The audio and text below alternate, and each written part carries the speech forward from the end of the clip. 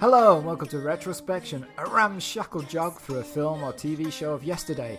My name's Colin, and it's sex for breakfast and death for dinner. My favourite meal.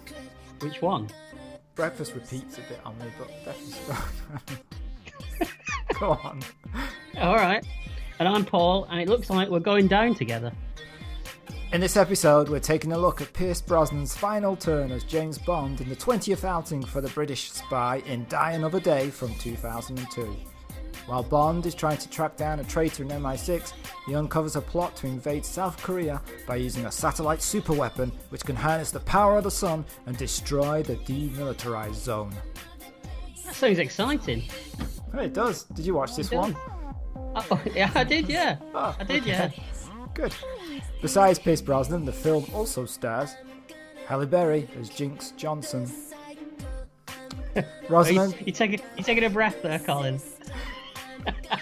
Rosamund Pike as Miranda Frost, Toby Stephens as Gustav Graves, Rick Yoon as Zhao, Judi Dench as M, John Cleese as Q. John Cleese replaces Desmond Llewellyn, who unfortunately had died a couple of years earlier in a car crash. And we all suffered for it. I mean, it's sad he died. But you know what I'm saying. I know what you're saying, and we'll get to it. Yeah. The wrong cue. We all got stuck with the wrong cue. You're stuck in the wrong queue. Oh, I don't want to be stuck in the wrong queue. That's just Colin. Also stars Michael Madsen as Damien Falco in a completely pointless role. You know what? I completely forgot he was in this movie. Well, I had gone the other way. I thought he was in it more than what he actually was. Yeah, well, it's easy. I can understand that because I forgot he was in it, and then I forgot he was in it again as I was watching the movie. Yeah. The film is written by Neil Purvis and Robert Wade and directed by Lee Tamahori. Oh, what a good job he did. Marvellous. Die Another Day was released in time to celebrate Bond's 40th anniversary, hence why there are so many callbacks in the film. Oh, there are a lot of them, aren't there? And, believe it or not, it was also the largest box office grossing Bond film until Casino Royale in 2006. That's mind-boggling, isn't it? Yeah. It really is. Oh, you shouldn't say too much, I suppose. No, you shouldn't. Give him the game away. It's a great film. Roger Moore didn't like this movie, you know. No, he thought the invisible car was a step too far. For one of his movies, it would have fitted perfectly. Well, even he said, like, even though I went into space, the invisible car is a step too far. I think we could discuss that. Yeah. So, any more production points, or should we just hear the trailer? Oh, give us the trailer. Here we go. Bond. James Bond. Just in time for the fireworks. Got your attention. Tell me what you know of James Bond. He'll light the fuse on any explosive situation. Tell me the diamonds. Don't blow it all at once. You're suspicious of Graves, or I wouldn't be here right now. Orphan working in an Argentinian diamond mine. Makes a huge find in Iceland and gives half of it to charity. My friends call me Jinx. My friends call me James Bond. What? Now there's a mouthful. Love watching you flail around in your ignorance. It's been fun. Well, the fun is about to come to a dead end. You'll need transportation. Aston Martin, call it the Vanquish. We call it the Vanish. Oh, very good. The Western spy runs, but he cannot hide. Well, it seems you've become useful again. Maybe it's time you let me get on with my job. Oh, this is where they keep the old relics, eh? Twist so, voila. No, you're cleverer than you look. Still better than looking cleverer than you are. Who said you? Your mama. Where you're going, you'll get us both killed.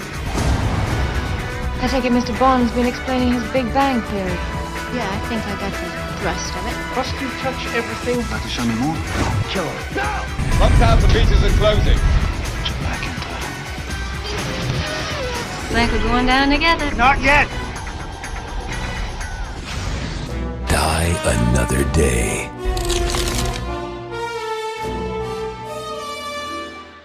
Well, that tells you everything you need to know, doesn't it? Certainly does.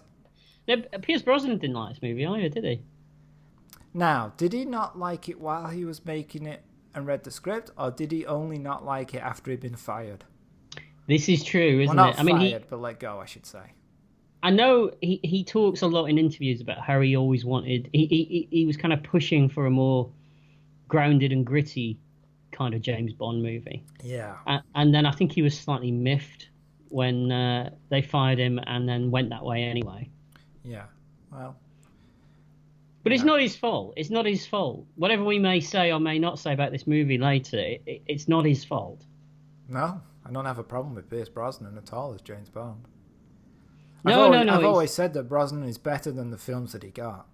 Absolutely. It's just, it's unfortunate the material he was given to work with sometimes, I think. Yeah. So, we begin with the MGM logo. Raw. Beautifully done. And we have I think that's what you were waiting for, isn't it? I'm always waiting for a raw. I'll give you another one. Raw. All right, too many. All right, we have the gun barrel sequence, and this is the first one and only one to show a bullet leaving the gun and firing to the screen. Yeah, that was a bit strange. Yeah. And what's with the really jazzy drum section over the top of it as well? You say jazzy, I say it sounds like a drunk drummer falling down some stairs. Yeah, it does a bit, yeah. It's like if you gave me a couple of sticks and said, there you go, fill your boots. Yeah. Oh, here we go.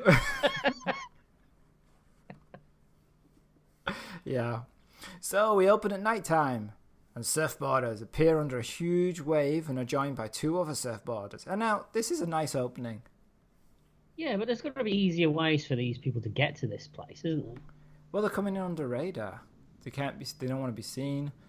So Surfing? It's not the looks... easiest thing to do, is it? Well, let's be honest. When has James Bond done anything easy in the opening sequence? Remember GoldenEye, where he abseiled head first down a dam? Surely there's an easier way to get into that dam than that way. Yeah. I suppose you're right there. Yeah. I just thought it just seemed odd at the time when I was, I just thought, got to be an easier way. No. Bond likes an entrance. Are we going to do that? We're going to do that, aren't we, all the way through this? Have to, don't we? It's the rules. Oh, are we setting a challenge? All right, then. So we see guards patrolling the beach, and then the surfers sneak along, and Bond removes his goggles, and one of the soldiers destroys a jamming device while Bond pulls out a dagger and a small radar dish unfurls. Now, I kind of love the colours of the opening of this film because they're all like steely blue and greys. They're really cold colours. Yeah, I mean, the whole film looks really nice. It's shot very well. Yeah. Oh. Yeah. So we see a helicopter receiving a course correction, and it makes a detour. And then Bond and his colleagues remove their wetsuits. As the helicopter lands, they approach, and a man gets out, and he's annoyed. What is this? Bond puts a gun to his head. And they've dressed very much like each other.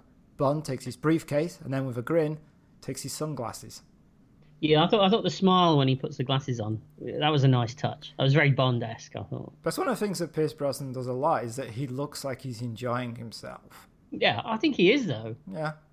Yeah, I mean, he always wanted to play Bond, didn't he? That's true, yeah. I mean, and I suppose if you get so close at one point in your career and then you miss out, you never think he probably thought that was his chance and he missed it. So to finally get it a few years afterwards, he's going to milk it for all he's worth.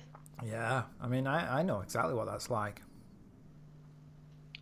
When I got those auditions for being a showgirl in Vegas one day, I just missed it, just by a little. I'm glad I missed it. Anyway, aboard the helicopter. Nobody wants to see that, Colin. Everybody wants to see it. You greased up, sliding down a pole. There was no people of other nationalities there. Do you know what? I knew, and as soon as I said it, I thought to myself, that's where he's going. All right. Aboard the helicopter, Bond opens the briefcase and takes out a layer of diamonds and places some C4 explosives inside, and then he replaces the layer of diamonds. Do you think C4 really is labelled with a massive C4 on it? I would think so. Wouldn't it be convenient? I mean, what else would it say? Explosive? Bomb? Boom? Bomb. No, I didn't mean it in a silly way. I just always wondered when, because in movies you always see C4 and it's always labelled with great big letters C4. It's helpful to have your explosives labelled. I suppose. It just makes me think of Roadrunner. Right. It would have been more amusing if you opened the briefcase and it was all labelled Acme. Acme Bomb Company. Yeah. Yeah. I don't like that. Meanwhile, trucks arrive at Colonel Tan Sun Moon's HQ in the demilitarized zone of North Korea. Moon is training with a punching bag. When his soldiers open the bag, a body falls out. That will teach you to lecture me, he says. That's his anger therapist.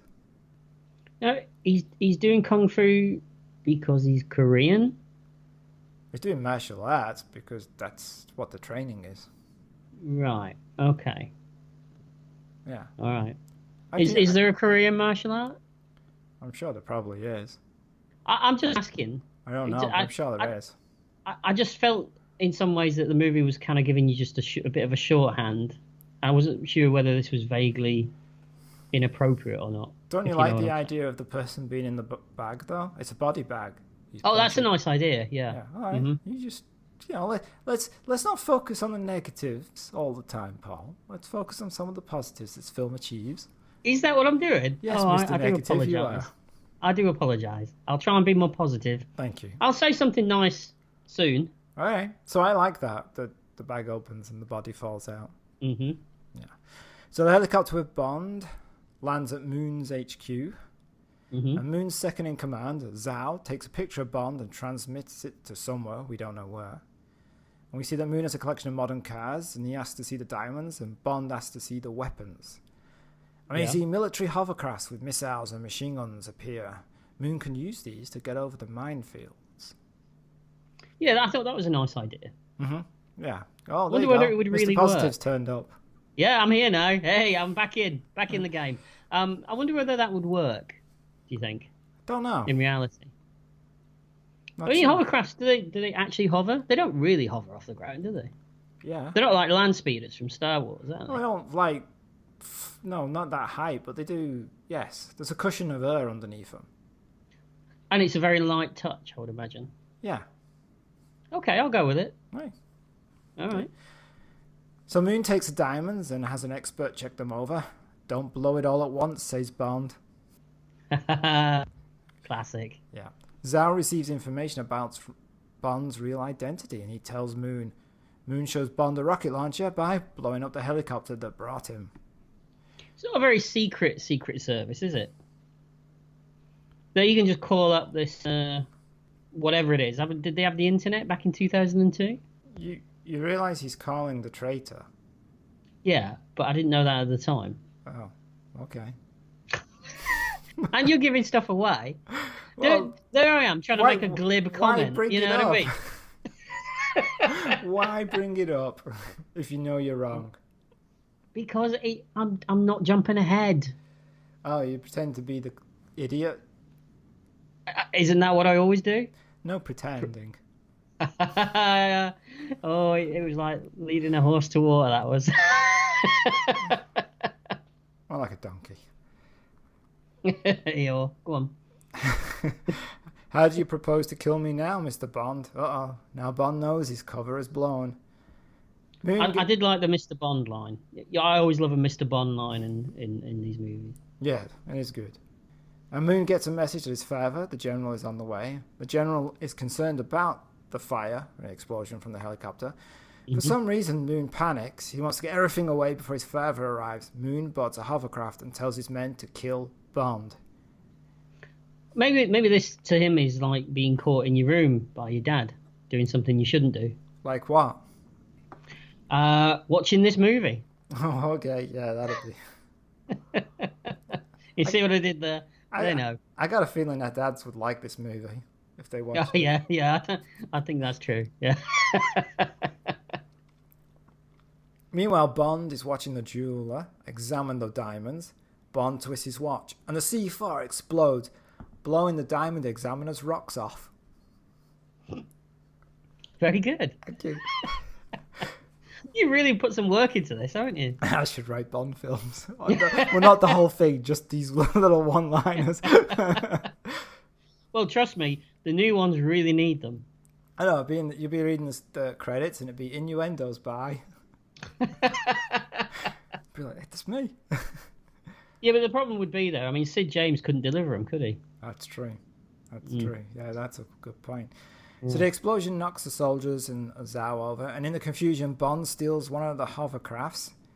Mm-hmm. Do you know this actually? Pierce Brosnan injured himself in this scene. Oh, did he? Yeah, he jumped onto the hovercraft and his knee went out, and he had to be flown to California because this was filmed in the UK for knee surgery, and they had to stop filming for 7 days while he recovered. Isn't that the first instance of the leading actor in a Bond movie actually getting hurt? I wondered about that. I don't remember Roger Moore ever. Maybe he stubbed a toe or something, but I don't know. I don't remember any others, but definitely Daniel Craig and Pierce Brosnan have been to hospital a few times during filming. Yeah. I mean, Moore was very much, let the stuntman do it. Yeah, I would think so. Yeah. And they wouldn't take the risk with Connery because he'd just sue him. Yeah, I know Dalton did his own stunts. He's Dalton. He's tough, though. He's the man. He is indeed. Sorry, that was a bit weird, wasn't it? A little sexual frustration there. Oh, he's great. You know he's great. All right. So then Bond chases Moon while firing his submachine guns from the hovercraft, and other hovercrafts chase Bond. Now Moon They're the worst shots in the world, aren't they? Have you ever been in a hovercraft? No, but I've never fired a gun either, but they still look Two bad. things you've not done. Trust me. Right. You point the hovercraft one way, it goes the other direction. Oh, have you done it then? Oh, I'm always driving hovercrafts and firing machine guns. That's how I get to work in the mornings. It's tough over here, Paul. It's tough. Is it? Wow. I knew New York was a dangerous place, but I didn't know how dangerous. There you go. But then again, there's not much call for a hovercraft in Reading. Not really, no. Not really, no. Not yet. Global warming will soon change that. It would help me get over all those potholes that I keep mentioning. So they still haven't fixed, by the way. Okay. Just to let you know. Just the update on the potholes, just for everyone. I'm sure people care. I'm sure they do. Yeah. Bloody council. Moon fires at Bond, but he avoids the grenades. And Moon uses a flamethrower, but Bond is faster. Bond fires his gun at the mines. Is that it? Bond is faster. All right. Moon uses a flamethrower, but Bond avoids its roaring fire. He's roaring fire. Is that better? Yeah, that's all right. Okay. Bond fires his gun at the mines, exploding them near the enemies. With Moon behind Bond, he crashes the hovercrafts together. Bond boards Moon's craft, and they start to fight. They start to fight. They start to thwack each other. They what? Thwack each other. Thwack? Yeah. All right. That took me a bit. I had a moment then, but that's okay. Thwack. Yeah, you never been thwacked? Where are we going with this?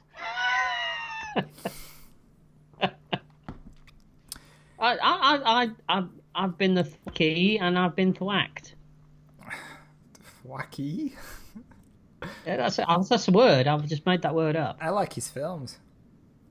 What, thwack? Joaquin Phoenix.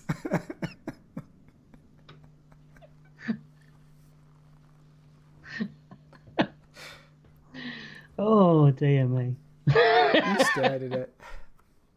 I did not. As Moon is about to kill Bond, Bond speeds up the hovercraft and it smashes through a cliffside and over a waterfall. Moon falls to his death and we hear the temple bell ringing. Bond is hanging from it. He drops to safety. Saved by the bell.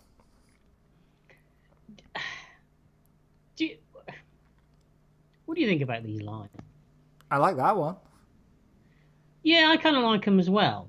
But I don't know. Do you think they're slightly more used in this one compared to the other Brosnan movies? It's not at this point. It's conversations with a certain person are entirely made up of innuendos. There's no actual conversation. Yeah. Mm-hmm. And that's weird. Because even Moore didn't do that. Yeah. He'd throw them in every so often, but they didn't base whole scenes around them, did they? No. As he looks over the waterfall, moons further, the general arrives with soldiers, and they take Bond prisoner. Bond is dragged into the jail and tortured by being dunked in water as a female guard watches on. So what did you think of the opening? The pre-credit sequence I thought was really good. I thought the chase on the hovercraft was really, really good.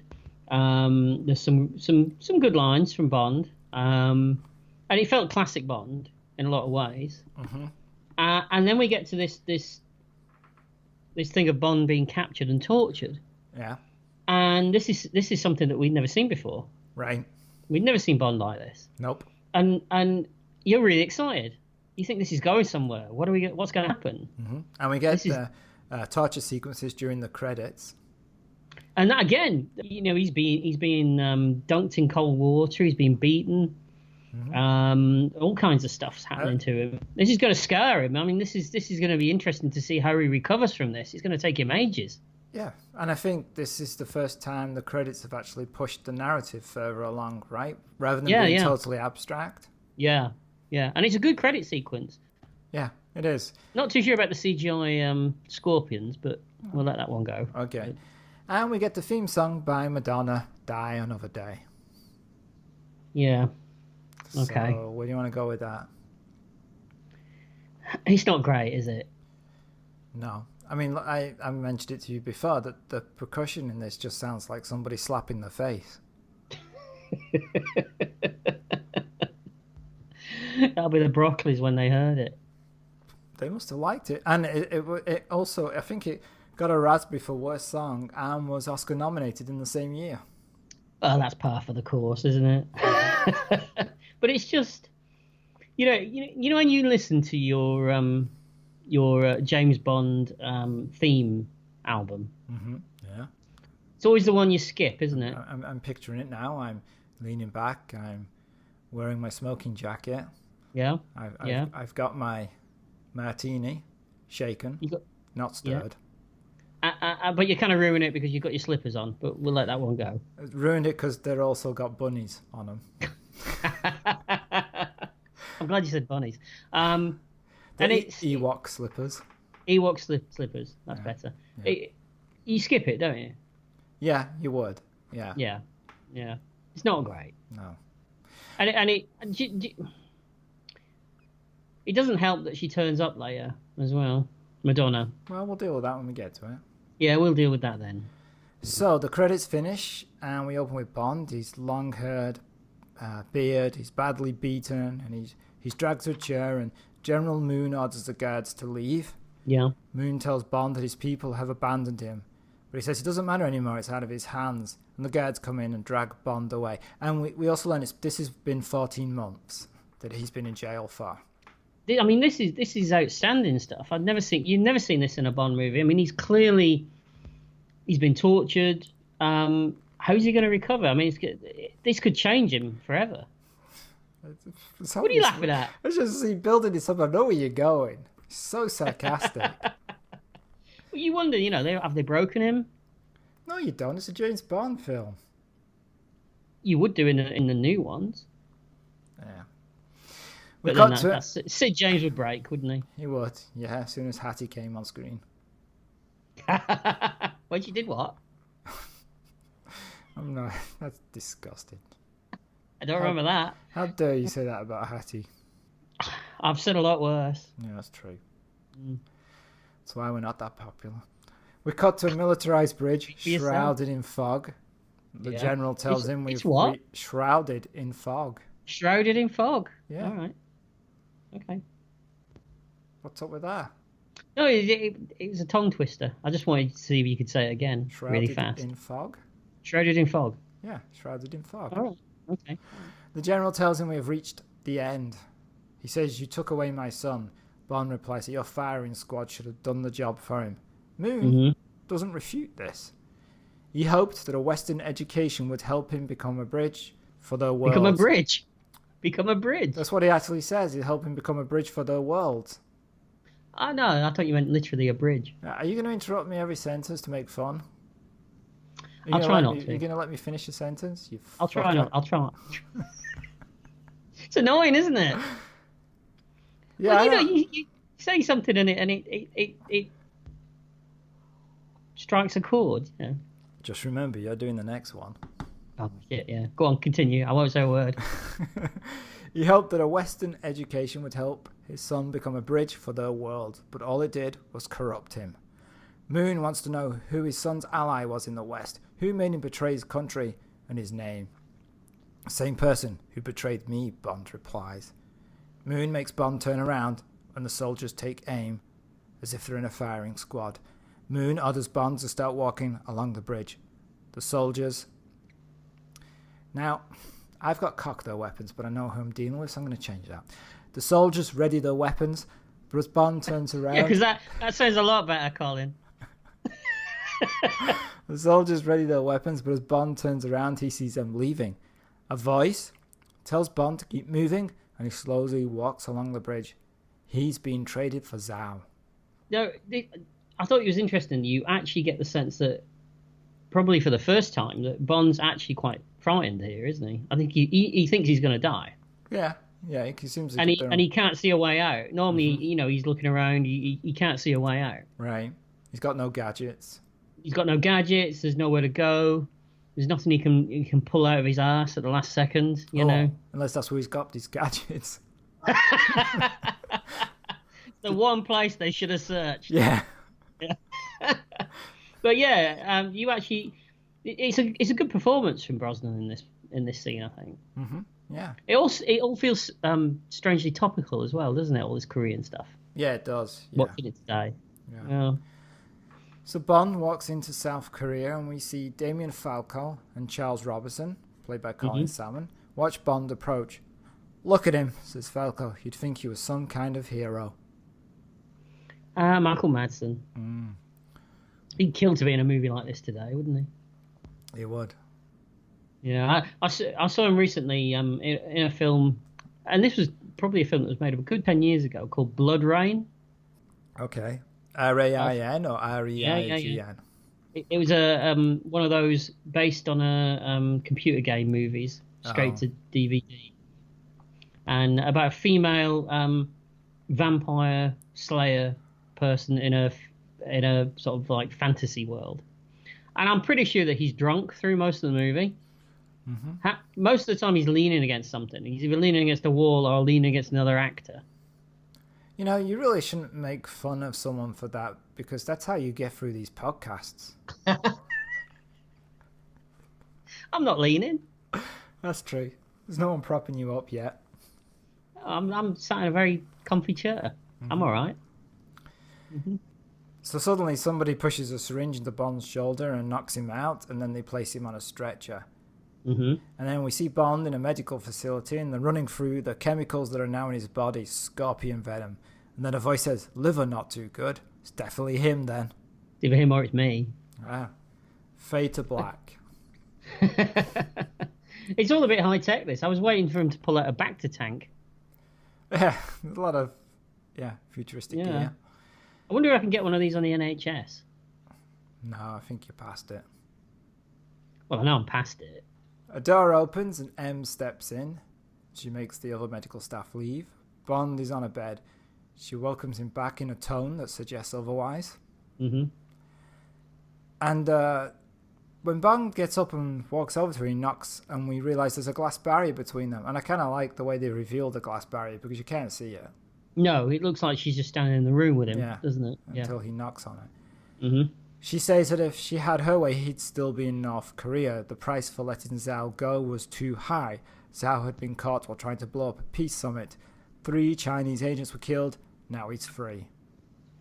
She reveals that the top American agent in the North Korean High Command was killed a week ago, and the Americans intercepted a message about it coming from the prison holding Bond. They think it was him that revealed the information. He was the only inmate. They think he was hemorrhaging information, and they had to get him out. "What do you think?" asked Bond. She opens the glass door and steps in. She says with the drugs he was given, he wouldn't know what he was saying, but Bond denies it. He says it was identified out there and that Moon had a partner in the West. "That's irrelevant," says M. Bond says it's not, because the same man that set him up has set him up again to get Zhao out, and he's going after him. No, he also says that he, that he's quite upset that she would think that he might have given stuff up. Mm-hmm. And he says, I know the rules, no deals. Right. And she says, what about your cyanide? You should have taken your cyanide. And he says he threw that away a long time ago. Why do you think he did that? Do you think it's because he just knows deep down he'd never break? Yeah, and that he's going to die by being killed rather than killing himself. Yeah. I just thought it was an interesting line to say that he'd done that. Yeah. And I don't know about you, but I like the fact that M's all very professional. I never quite buy into this whole, in the more recent Bond movies, she's more like she's his mum. Yeah. And I mean, I know that's kind of what the M is anyway, isn't it? But she's not his mum. Right. She's his boss, yes. and he's a tool. Oh, steady on. He's a very fine tool, but he's still a tool. Yeah. No, I agree with you. It's a good point. Mm-hmm. So M rescinds his 007 status and says the only place he's going is the re-evaluation center in the Falklands. Ooh, that's harsh. Send him back to Korea. You ever been to the Falklands? I've seen pictures. Don't want to go. Bear in mind, have you just seen pictures during the war? I mean, I'm pretty sure it probably wasn't a nice place then. It's just, and the people outnumbered by penguins. I hope we haven't got any listeners in the Falklands. Probably penguins. No, all the views about the Falklands that are currently being expressed in the podcast are Colin's and not mine. I'm sure it's a very beautiful place. Oh, now he's backtracking. When there's listeners on the line. Oh, I got the measure. I know. M says he's no use to anybody now, and he's basically still a prisoner. Bond watches her leave. And I like it. He bangs his head against the glass. I kind of like that. Mm-hmm. I think this is the moment where he decides what path he's going to take now, doesn't he? Yeah, and he hears the heart rate monitor. And he lays down and concentrates, reliving the torture in an attempt to bring his heart rate down to a cardiac level. Yeah. What? People can do that? Yeah. Okay. Alarm That's all sound. I'm saying. All I'm saying. Nurses and two doctors rush in. They defib him. His heart rate races. He grabs the defib and shocks the two doctors. I thought he killed them. No, he just shocked him. Let's assume he didn't kill him. He's not like killing random people. That's what I thought. I thought they're just doctors. They're not bad guys or anything. He just killed them. No, he just shocked them. They're all right. All right. Okay. I'm sure they're fine then. If anything, they're better than they were before. They got a new lease on life. Yeah. All right. Okay. Shocking. Go on. I don't think I can. I should have said it with a Sean Connery-esque accent, shouldn't I? Oh, no. Shocking. What? Fuck. I don't know what that was. I went Welsh, didn't I? Yeah. Shocking, boy. Oh, that was terrible. Oh, that was that one. Ooh. Yeah. All right. Wow. All right. Let's just skip that. I'm checking out, says Bond. Relevantly. Mm-hmm. And it turns out this medical facility is on a ship in Hong Kong Harbour. And as Bond escapes, we get a musical cue from Dr. No. We do, don't we? Mm-hmm. Yes. Mm-hmm. He jumps into the water, and we cut to a dock, and Bond climbs out, and it's the Hong Kong Yacht Club. He's remarkably strong for a man who's been tortured for 14 months, isn't he? Yeah. I'm just trying to think, do we know how long he was in the hospital for? This is true, yeah. I suppose that they fed him up in the hospital as well, because he's looking quite... Yeah, a few bottles of Lucozade and some grapes. How do you know how the NHS works? You haven't lived here for a long time. I used to work for him. Ah, right, yeah. I'm saying nothing. Yeah. So he enters the hotel dripping in water, his pyjama top open, and you hear a very English voice in the background go, "That man's got no tie." Yeah, I like that. Yeah. At reception, he says, my usual suite, please. And the concierge asks for a credit card. But the manager recognises Bond and steps in to help. And the manager's called Chang. Bond asks for a suit, some food, and a bottle of Bollinger. Wouldn't you love to do that? Walk into a hotel, just wearing my pyjamas, soaking wet with it open from the top. I don't think I look like Pierce Brosnan, but... And just get what you want. I just get what I just walk in and go, I'd like a suit, some food, and a bottle of Bollinger, please. Why are you calling the police? Yeah. Wait, get your arms off me. How dare you? Why are you pushing me to the door? I'll have your job, you know. I like as you're getting more and more posh as you're being forced out and arrested. Well, he's putting more of an act on. I just thought it'd be nice just to get, just to be able to walk into a place and get what you want straight away. You should try it one day. What, in pajamas? I don't know. I don't think anyone would take you seriously in your Star Wars pajamas. With the top open. I've just killed him. So Bond shaves, the doorbell sounds, and a masseuse steps in. So can I just say, we're now 30 minutes in, aren't we? Yeah. We've had the really good opening. We've had the torture. We've had him coming back. I'm really excited about the fact that it's probably changed his character for life, what he's been through. But now 30 minutes in, we're back to Bond just looking like Bond again. He's looking like Bond. It's a Bond film. I know it's a Bond film, but come on. It's not Tinker Tailor Soldier Spy. Oh, come on. There should be some kind of repercussion, character-wise, shouldn't there? Yeah, he's got a twitch. You don't notice? He's got a twitch. Yeah, he's just the right eye slightly flutters. All right. So Bond puts his arms... You don't agree with me then? You don't think more of this could have been made? Probably. It's just not that kind of film, though. I mean, would you really want to see a Bond film with him just moping around going, oh, my leg hurts? No, I was thinking a bit more than that. A bit more... All just depressed. A bit more an edge. Just sitting at the bookies, looking at the horses, because he can't do his job. He's no good anymore. Wondering where his pension's going, drinking steadily, until the film ends with him sitting alone, unable to pay for his heating bill because the government won't fund him anymore, and just dying in his sleep, in his own vomit. Is that the kind of Bond film you want? I don't know, but that would be a great Mike Figgis Bond movie, wouldn't it? I'm telling you, that's what you want, right? That's what you're looking for. Just Bond shivering in his cold flat, trying to warm himself in a hot water bottle. Because you know that the Tory government, they won't pay him any benefits. No, of course not. Oh, yeah, see? Yeah. Political.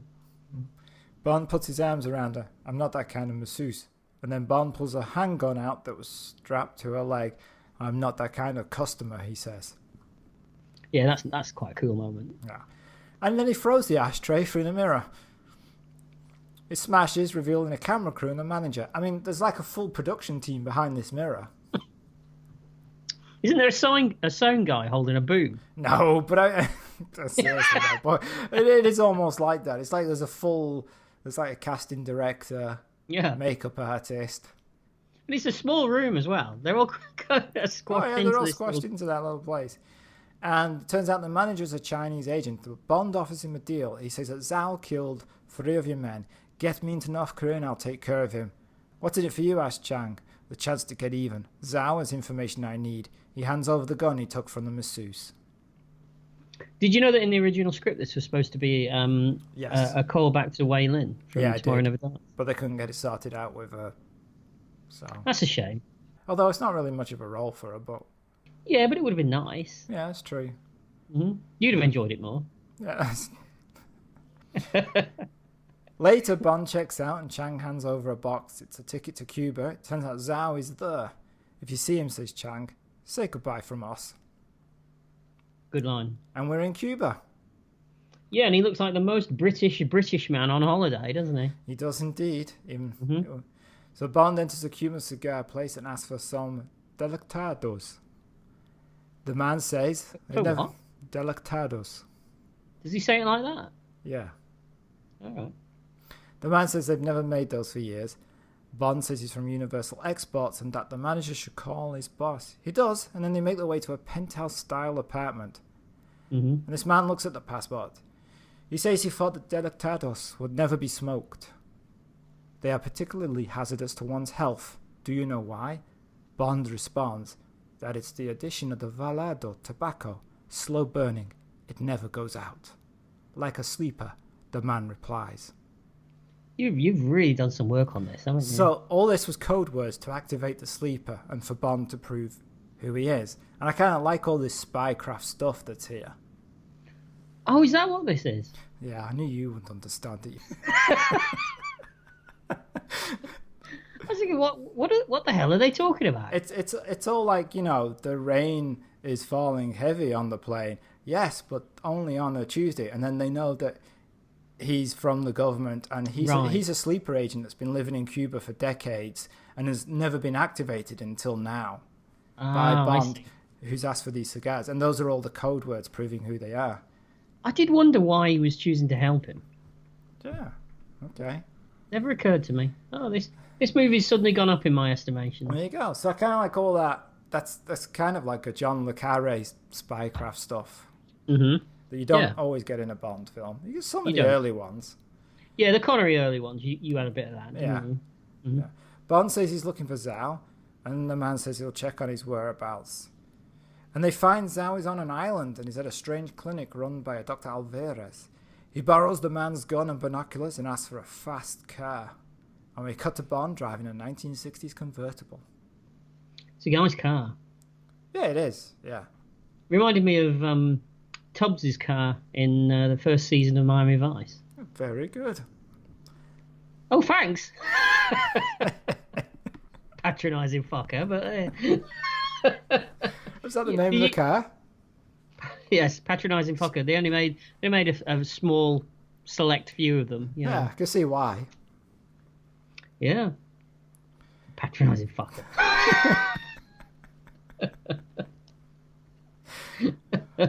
Yeah, you said that. It's the name of the car, you know. Yeah, so, deja vu. No, that was the name of the other car, right? Looks very similar to that one. Yeah, but, you know, when you've seen it, you think you've seen it before. Mm-hmm. That's just the same gag. He pulls up at a hotel and goes to the bar on the beach. And then he sees a rude Afrikaner, Mr. Krug. Oh, is that what he is? Yeah, I think so. In my notes, I wrote, that's an accent. And he's Afrikaans, I think. Is it? Yeah. Okay. Is it as good as Hardy Kruger's in The Wild Geese? Just as good. Just as good. Oh, right, okay. Yeah. A waiter goes over to him and tells him his admittance papers to the clinic have arrived. Krug snatches them from the waiter and says, about bloody time. No, but not in a northern accent like that. I was going to say, I thought he was Afrikaans, not northern. Well, I wasn't going to do... he was from Bradford. I certainly wasn't going to attempt to...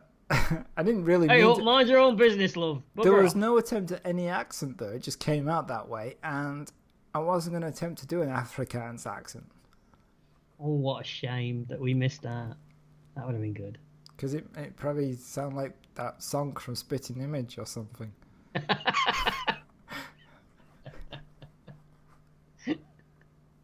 It's a shame. It's a shame you didn't try it. I can't. I'd have to work up to it when you're not around and then unleash it on people. I can't just do it right now. I wouldn't. No. I wouldn't just unleash it on people. No, that's probably not a good idea. Got me into trouble last time. Yeah, yeah. It says, I'll round up some girls and take them to room 42. Karuk pulls out a gun and points it to the waiter's balls, unless you want to be known as Fidel Castrato. Mm-hmm. Which is kind of good, like that. Mm-hmm. Mm-hmm. Yeah, it's a good line. Bond's listening and uses binoculars to look at the clinic in the castle on the island. And then he sees a woman in a bikini stepping out of the water. This is Jinx, played by Halle Berry, and her outfit is a callback to Ursula Andress's in Dr. No. Yeah, that's nice. But essentially, all Bond is at the moment is just a guy standing at a bar, staring at a woman in a full bikini with a pair of binoculars. Yeah, sounds familiar, right, pal? I have no idea what you're talking about there. That's the last time I wear a bikini. Oh. Oh. I don't know. Whatever you say about Halle Berry, she just looks very nice. I mean, she's amazing. Yeah. I mean, she's almost unreal looking, isn't she? Yeah. And she kind of looks. I mean, this is going to come out. Like a statue. It's going to sound wrong, however. Yeah, statue, like a statue, almost like a cartoon drawing. Okay. It's Yeah, let's see. very You explain striking. this one. Go on. All right, okay. You want me to have a go? No, I don't. Magnificent view, says Bond.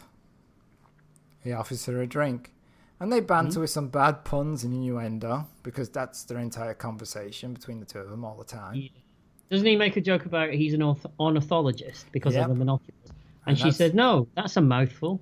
Yeah, which doesn't even make sense. It's a long word, isn't it? Oh, but the ornithologist is a callback to where Bond got his name from in the book. Yes, the book. Yes. Yeah. I got that. Good. I have seen a Bond movie before. I do know some stuff about Bond. That's nice. Anytime you feel like joining in, though, would be nice. Be great.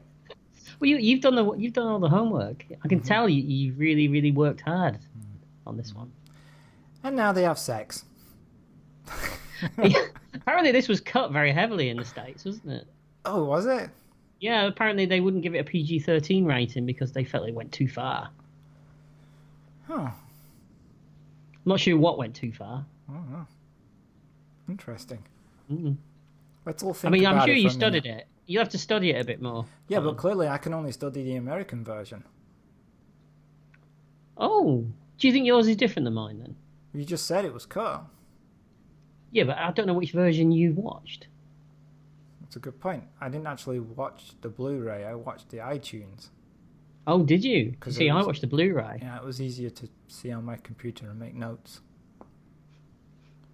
When you were hunched over it. Yeah, close to the screen. Close to the screen, breathing heavily. No, it does go on a bit. So, did you feel like this scene went on? Oh no. Just the right length, as she said. Did you switch it off after about 30 seconds? Then had a sandwich. And had a sandwich.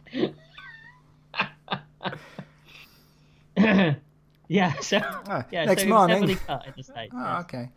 Next morning, Bond wakes up alone. He looks out of the window and sees Jinx boarding a boat. She has papers to the clinic because he can see her showing them to the guards that man the clinic's boat. He loves those binoculars that he's pinched, doesn't he? Yeah, who doesn't love a pair of binoculars? Oh, I'm not walking into that trap. Don't you worry about that. Okay. After getting dressed, Bond takes a wheelchair to room 42. He knocks on the door. Krug answers and says, "Oh, what do you want? I don't need a wheelchair." Bond knocks him out. "You do now." Yeah, another good line. Yep. He enters and takes Krug's clinic admittance papers. He puts Krug on the wheelchair and uses the papers to get past the guards at the boat. And they think he's Krug's carer. They do. Bond reaches the island. He wheels Krug along a corridor and sees a guarded section that doctors need a pass to enter. Violently, he pushes the wheelchair so that it rolls down the corridor, hits a wall, and Krug falls out, creating a diversion. Bond enters through a patient's room window, steals a grape, says hello, and makes his way into the guarded section. Now, when he climbed through this window, there's people in the waiting room sat on the benches, isn't there? They're not in a waiting room. They're in actually patient's room. Yeah. Because there's a patient. Well, there's a woman sat with another woman on her lap in the corner. Mm-hmm. Now, at first, it kind of freaked me out because I didn't realise it was two women sat on each other's lap. I actually thought it was a woman with two heads. What, did you think this is what the clinic does? Yeah, I thought there was a two-headed woman sat in the corner. I thought, oh, is that something to do with what's going on in the clinic? They're doing some kind of genetic experiments, obviously. So, and then I noticed it was a woman sat on another woman's lap. And I was a bit disappointed by that. But, okay. yeah, two-headed woman. Mm-hmm. I mean, in this movie, wouldn't look out of place, would it? I guess with what not. comes later. Right, No. that's true. Yeah. Unless she was invisible. Oh, An invisible two-headed woman. What would be the Wow. point of being two-headed if she's invisible?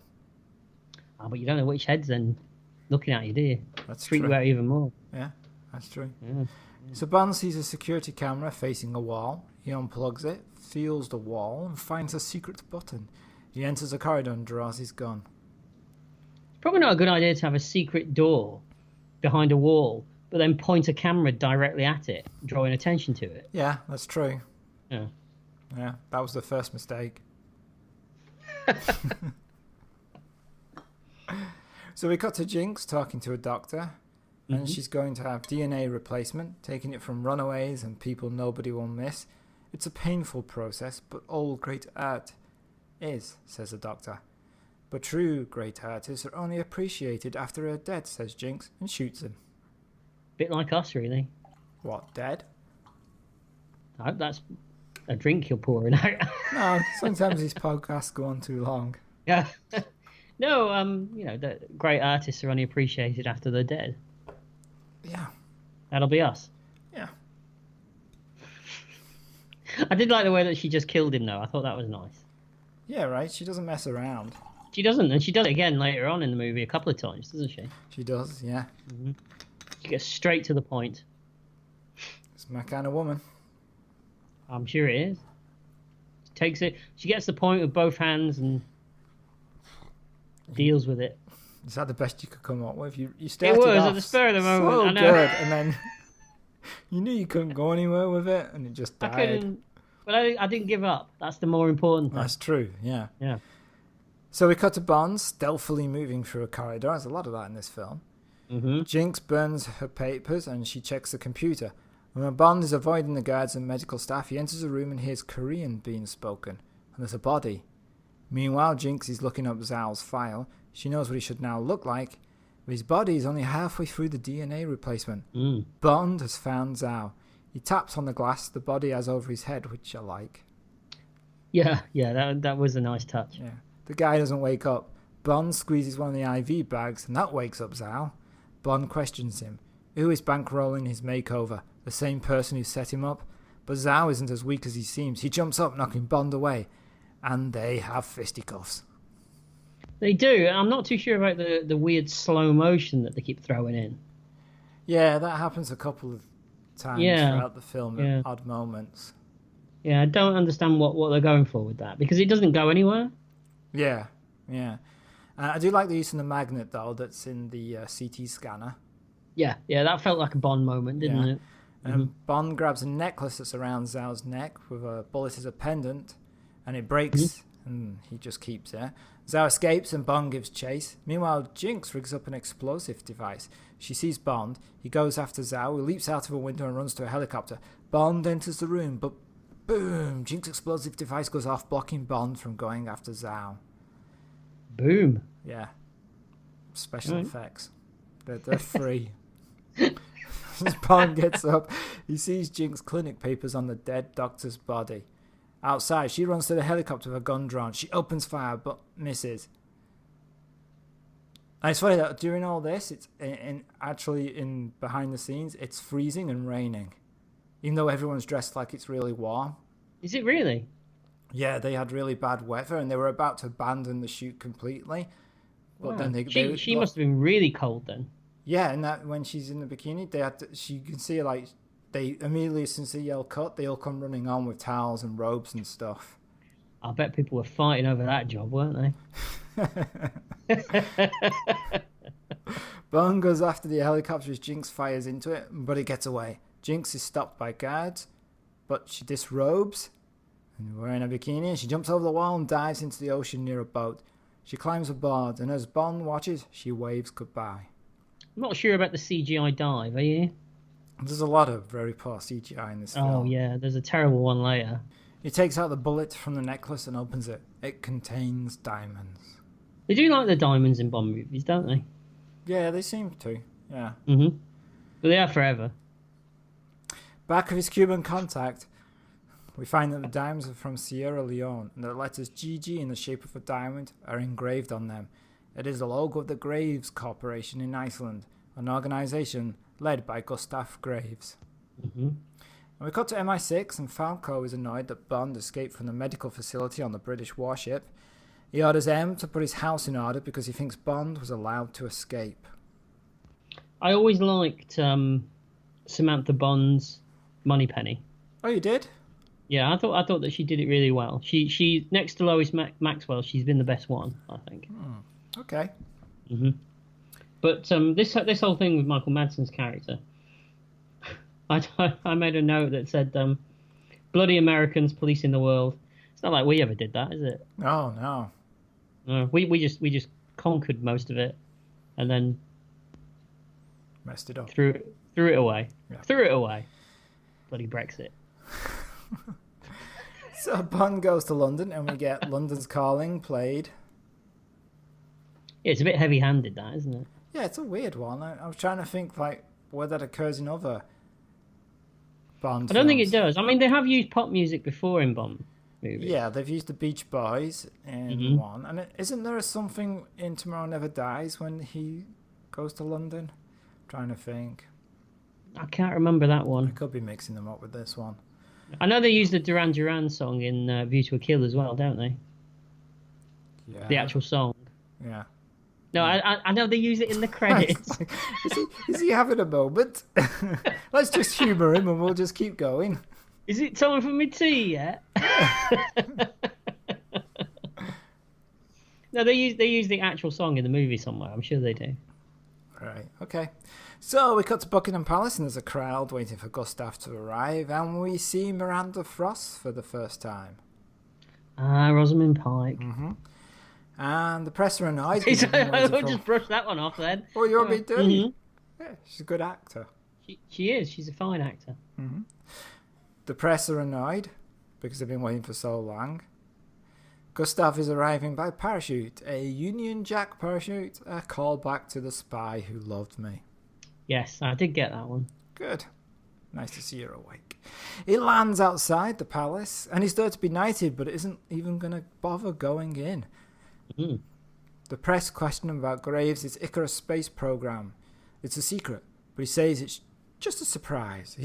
This guy is basically Elon Musk, right? He is. Wasn't he based on a little bit on, at the time, he was based on Richard Branson? Yes, that's what I've read too. Yes. Were you trying to urge that out of me then? I was just...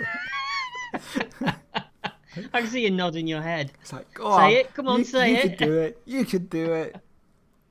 I do like the fact that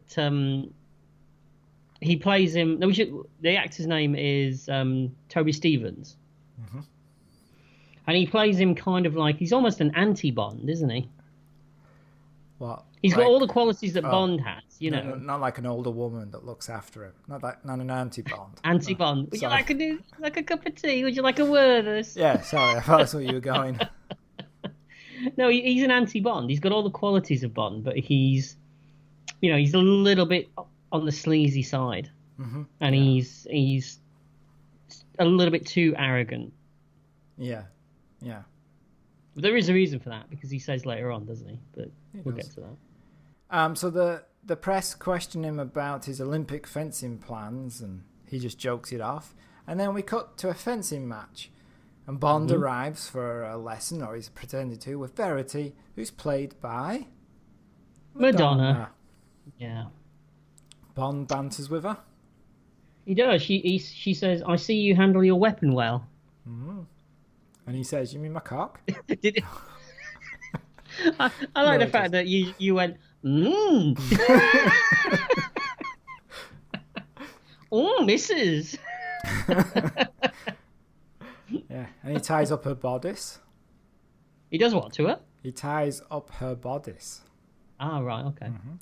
And it turns out that Miranda Frost is Verity's protege, and she's fencing Grave at the moment, and they're both top fencers. But Grave only fences from... Yeah, they build great fences. Okay. And they make good neighbours. Because good fences make good neighbours, right? That's what they say. So Grave only fences for money, but he's won so much, nobody wants to fight him anymore. Verity introduces Graves to Bond. Graves immediately challenges him to a fencing match. And he says, he says, "Have we met before?" Oh yeah. And do you know what? This is the first time watching it, I actually realised that's what he meant, because I just never, you watch something and it doesn't sink in. Yeah. Spoiler alert. We can't really say this without spoiling it, but Graves is actually Moon. He's had the genetic realignment. Mm-hmm. Yeah. But I'm going to keep calling him Graves throughout the film. Yeah. But I kind of got this that he was testing whether Bond recognised him or not. Oh, I got it more that he was smug. That he knew Bond wouldn't recognise him. And so he's like, he's being smug about it. It's like, oh, haven't we met before? And he's like, because we have. Like that behind him. But not, I'd love it if he actually did that for real. Not in that girly way, in a manly way. But that's what he's doing, right? Yeah. Mm-hmm. So they start to fence, and they're equal in ability, but Graves scores the first hit and the second hit. I'm just going to say, I know you're going to say that Bond offers to up the wager, doesn't he? Mm-hmm. Now, Bond does this a lot in Bond movies, mm-hmm. Which makes me wonder, does he always lose on purpose to begin with? Oh, so that he would... to push him a little bit more. Yeah, maybe. Because Bond offers to up the wager and shows Graves the diamond and says, what about this? Recognise it? I picked it up in Cuba. And this is also reminiscent from the scene in Goldfinger when Bond offers Urich one of his own gold bars as a wager in the game of golf. Right. Yeah. It's happening a lot though now, isn't it, in this movie? There's a lot of them. Yeah. I mean, I know it's an anniversary movie, but it's it's a bit too on the nose sometimes, I think. Mm-hmm. Yeah, and I'm only going to list about half of them. Yeah, oh god, yeah. We'll be here all night.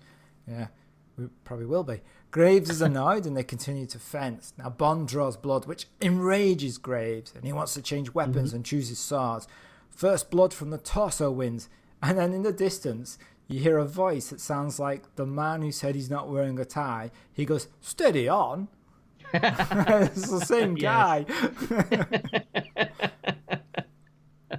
So the fight starts to get out of control, with Bond finally cutting Graves, and the fight becomes a brawl around the building, and they change weapons, and the fight continues into the courtyard. And as Bond cuts Graves' stomach, Miranda Frost steps in and stops it. Graves laughs. "Seems you beat me, Mr. Bond. Let's settle downstairs." It's a good action sequence, this, with all the different swords and the movement through the club that they do. And I watched it was actually speeded up, wasn't it? No. So I read that it was actually that they filmed it very slowly and then got the actors to and then they speeded up the actors afterwards, so it looked... Well, I watched the making of, and they show, like, not from the real cameras, from the other cameras with Brosnan, and it looks pretty fast to me. They're really going for it. Because, like, they're watching it, and you see the director, and as it cuts, he just goes, "Jesus Christ," and then walks around to them, because they really went for it. Bleeding Wikipedia let me down again. Yeah, you shouldn't, fake news. Oh, wow. All right. Yeah, but it is a good fight sequence. I enjoyed this. I really enjoyed this. So we cut to Graves writing a check for Bond, and he tells him he's putting on a special demonstration with his Icarus organization, Iceland, and that Bond should come along. Miss Frost will deal with the details, and Gustav leaves. "Will I have the pleasure of you, Miss Frost?" asks Bond, and she icily says, "You'll never have that pleasure." Hearing you say those two lines just made me feel quite dirty. Oh, good. Achieved something today, then. It's not right from your mouth. No. A courier gives Bond a package containing the key, and I've forgotten who this guy is, but I think he's an Olympic fencing champion. Oh, really? I believe so. Yeah. Oh, right, okay. Bond uses the key to get into the door at the base of London Bridge. He goes down some metal steps and enters an abandoned tube station. Now, there's probably actually real places like this all over London. There's a few. Some of them they use for the filming. government uses. Yeah. Well, yeah, I mean, real sort of Secret Service places that are hidden in plain sight. Probably most of the time. Yeah. And Emma's waiting for him, and he says, "Oh, an abandoned station for abandoned agents." It also reminded me of the the set in Skyfall, where Bond goes to where they have to test him. Yes. It looked very similar. Yeah, and this also links it to You Only Live Twice, because Taiga Tanaka mentions that M has a secret subway train. Ah, yes. Mm-hmm. M asks for his help, and Bond is annoyed that he was burned and now she needs him.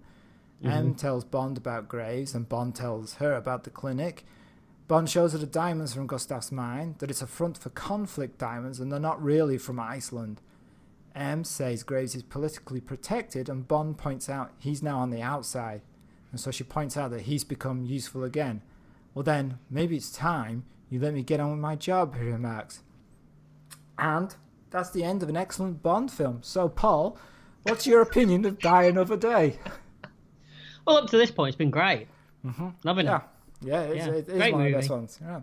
Well, thank you for listening to Retrospection. All right, there's another hour yet, and here we go. The film's about to take a running jump right over that shark, isn't it? To me, this is the actual point where it stops. Like, this is the point where up to now it's been a really good Bond film. It's like two different movies, isn't it? Yeah, what we've had up to this point, and then what we're going to get now. Yeah, absolutely. They're completely different movies. Yeah, I think that's what. Yeah, we'll talk about it at the end. Mm-hmm. The Bond theme plays in as we cut to the MI6 headquarters. Bond is cleaning his gun and he hears shots firing. He investigates and sees a body on the floor. Moneypenny is shot in the head. He sees a man, fires, kills him. Other guys suddenly join in. Bond takes him out and reloads. He shoots a terrorist as M. Bond shoots her, then him. Suddenly, Q, now played by John Cleese, steps through the image. Turns out Bond was training using virtual reality. So what do we think of John Cleese's Q? I don't like it. I wondered if the script had been written... Well, I guess it hadn't. I was going to say, I wonder if the script had been written for Desmond Llewellyn, but then I know that the script was being rewritten right up to the day of shooting, so that couldn't be possible. Yeah. I mean, it's basically just John Cleese being John Cleese, isn't it? Yeah, and it's not needed or required. It's not. No. I'm certainly glad they went a different way for the later ones. Yes, I think it's quite a sticking point with him that he wasn't asked back as well. Well, there's a reason. He's crap. I wouldn't say he's crap. I think it's more that he doesn't fit well. It's like Desmond Llewellyn turned up to 11. Mm-hmm. And what you need is Desmond Llewellyn turned downwards. I can live without John Cleese in this movie. Yeah, me too. Mm-hmm. So he moans about Bond, and Bond walks through to the warehouse, and we see gadgets from Bond's past, the crocodile sub and the jetpack and Rosa Kleb's spike boot from Russia with Love. Those are the three I wrote down as well. Good. I'm sure there's lots more in that room. Yeah, I think there is. I think isn't the signature gun from License to Kill amongst the stuff on the table as well? Probably, yeah. Mm-hmm. M shows him bulletproof glass and demonstrates a ring that can just shatter it. And he hands Bond his new watch and refers to it as his 20th watch. That's a nice line. Yeah, 20th film. Yeah. And we've all had a vibrating ring at one time or another, haven't we? Mm-hmm. But I got cream that cures that. Then he shows Bond... the invisible Aston Martin. That's right. Has machine and he guns. says, he says, you must be joking. He's not kidding, is he? Nope. That's machine guns, missiles, ejector seat, and a cloaking device. Yeah. There's not a lot else you can say, really, is there? Nope, not really. I wouldn't mind so much, but it's not really invisible, is it? Actually, that makes it more realistic. I mean, yeah, but everyone treats it like it's invisible. In fairness, it's only invisible if it's not moving. They don't call it an invisible car. What do they call it? There's some phrase that they use. Yeah, some rubbish. Yeah, can't remember what it is. So there's a knock on M's office door, and Miranda Frost steps in. She's an MI6 agent. Yeah, so she's on our side. Mm-hmm. They talk about Bond.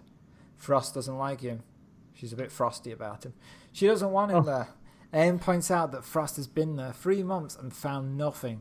Frost says Graves is clean, but Em knows Bond thinks otherwise. Em checks Frost's opinion about relationships between agents. Frost doesn't believe it, especially with James Bond. Yeah, she's very icy, isn't she? Mm-hmm. Yep. She's a cool character. I thought you were going to say she's a cool cucumber then. No, why would I say cucumber? I don't know. The cucumber thing popped into my mind. Cucumbers usually do, though, with you.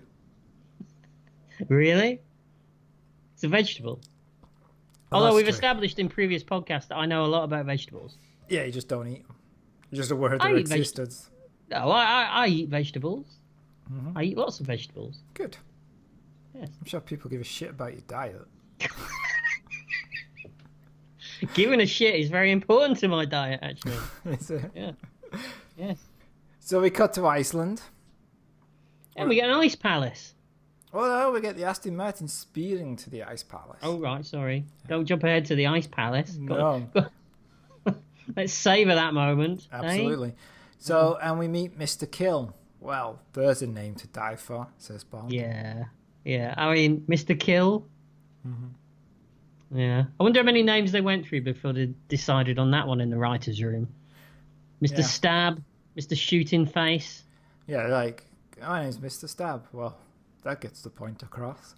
Yeah, yeah, and they just went through, didn't they? Various reactions to it that they could use. Yeah. Yeah. In all fairness, that's how we do it. That's true. And we see a speeding thruster jet skimming across the ice and is slowed down by deploying a parachute. Graves gets out and banters with Bond. Basically what we're getting here is some willy waving, which was a rejected name for a Bond villain. Willy waving. Yeah. I don't know why that tickles me. But then a willy waving would tickle me, wouldn't it, really? But, yeah. So he meets Miss Frost again. They share jokes. A palace of ice, you should feel at home. But, you know, the villain surrounded by all this ice and cold. Mm-hmm. And we get all these callbacks to other Bond films. You know, they should have called this film Dr. Snow. I think we're getting into Austin Powers territory there, aren't we? Gold member and all that business. Come on, you know? that was a good one. Dr. Snow.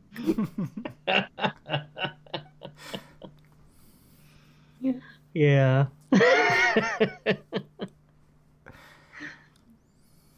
Oh, look at him. He's all proud of himself. He's doing a little dance. Outside, Jinx arrives. Frost shows Bond to his room, and she's still not won over by him. Later, a party is in full swing, and Bond meets Jinx. She's wearing a very nice dress. Is she? Yeah. Is she not wearing that red leather thing at this point? No, that's later. Okay. That's later. All right. That's later when she's doing her spy stuff. She's wearing a nice dress. Can you explain to me something about this whole Ice Palace thing? Mm-hmm.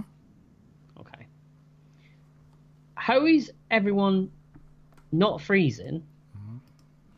And how is the Ice Palace? Don't go. I can hear you typing. Don't Google it.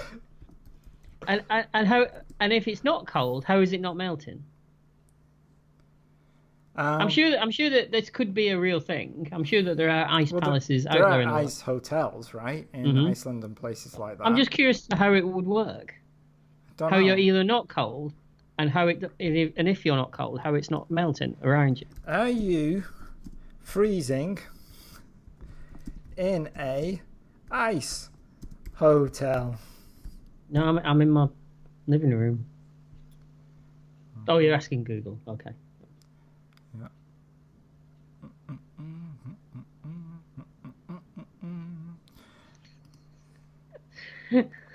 That's Google music.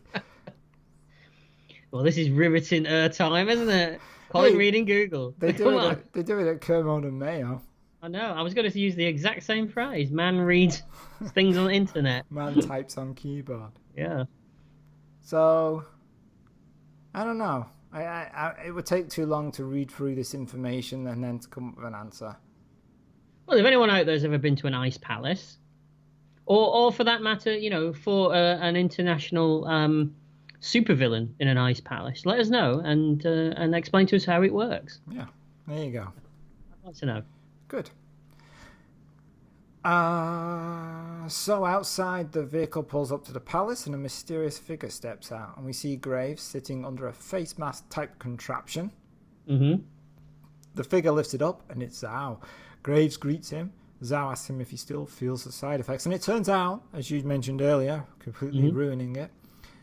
It ruined it, didn't it? It ruined it for everyone. Yeah, Graves is ruling Moon, and then he didn't die after the waterfall crash, and has had his face changed at the Cuban clinic. I'm not being funny, but the way that hovercraft went over the side of that waterfall thing, how is he not dead? Well, I believe because it's a callback to another Bond film where Jaws goes over a waterfall and survives. That was Jaws. Mm-hmm. The guy fell out of an airplane and landed on a tent, and he was all right. Gravity has no effect on Bond villains. Oh, right, okay. Is that how it works? All right. Actually, not true, because that very line is used at the end of the film. It is. And now you've spoiled it. Oh, no, because I didn't say who used it or why. Oh, all right. I don't think you understand how spoiling works. Oh, I know how spoiling works, trust me. Yeah. I've spoiled a few things in my time. Yeah, I've seen it. Oh! Yeah. Took weeks to clean it off. In the end, I just burnt everything. Well, I did try. Yep. At the party, Frost interrupts Jinx and Bond. She tells them the demonstration is about to begin in 5 minutes. Graves steps up to the podium and addresses the audience. He presses a button, and high in orbit, a satellite unfurls giant sails that reflect the sun rays. The ground around them lights up. It's a good old-fashioned James Bond space sequence, this, isn't it? Mm-hmm. Yeah. In fact, we could do with the spacewalk music over the top of it. How does that go? You want me to hum it? Mm-hmm. You hum it, I'll play it. How's that going to work? I got him a ukulele. I'll go get it. I can't remember how it goes. Okay. That famous spacewalk music, right, Paul? Do you have any concept of how late it is here? Oh, that excuse. All right. I didn't know you can. I didn't know you can only remember music up to a certain time of day. Isn't it something like?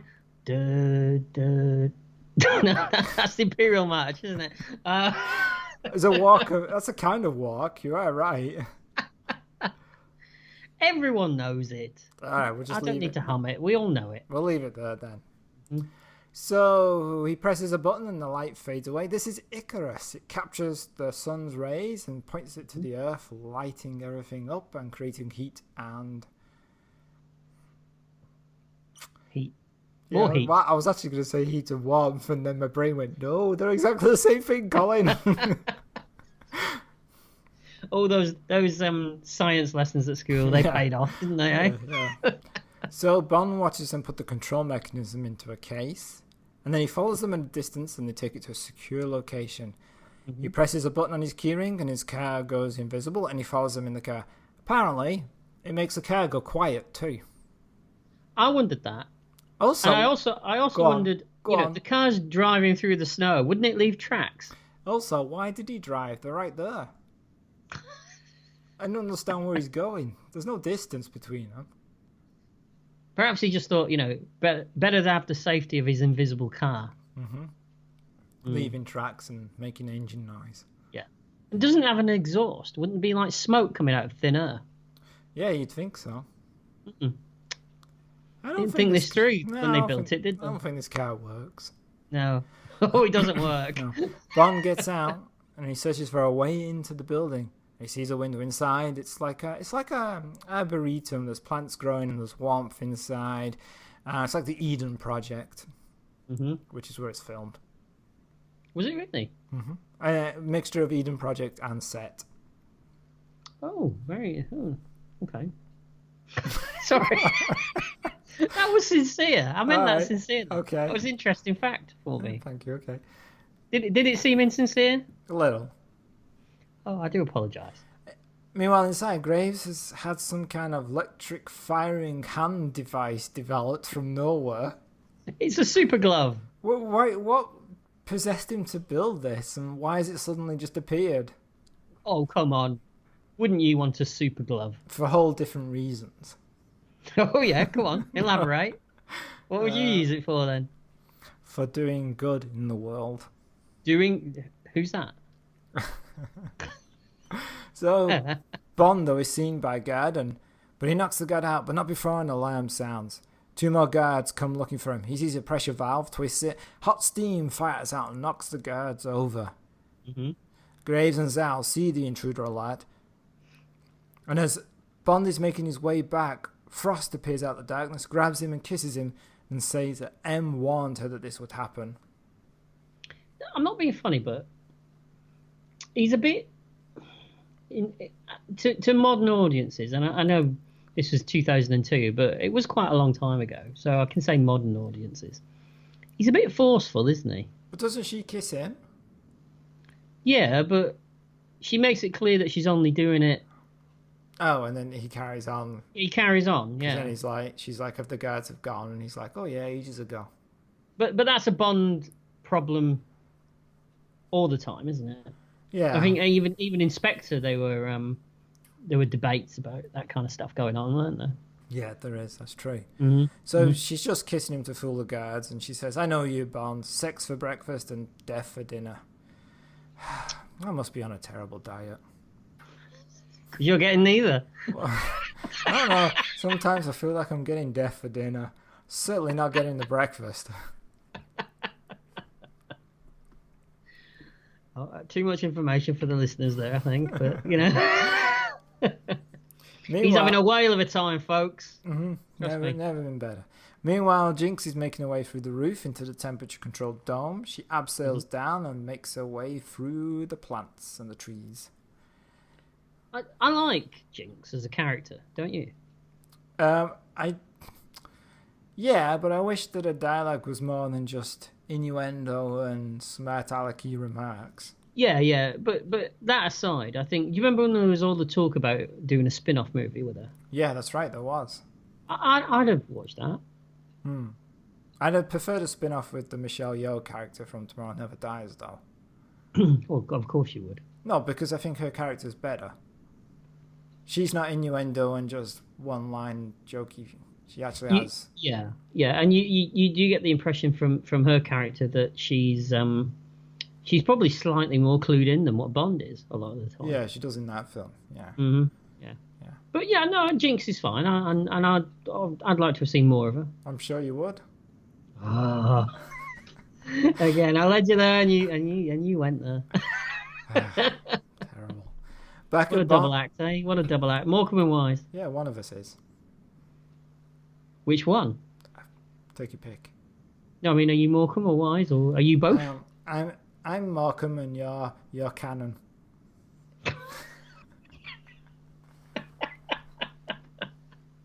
And American listeners are what? I'm Morecambe, you're Little.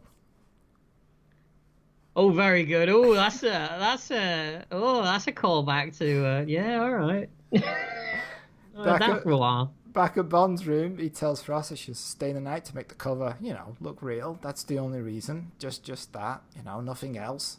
You said like you've used that one before. Oh, how would that work? Yeah, you should stay the night, for the cover. Yeah.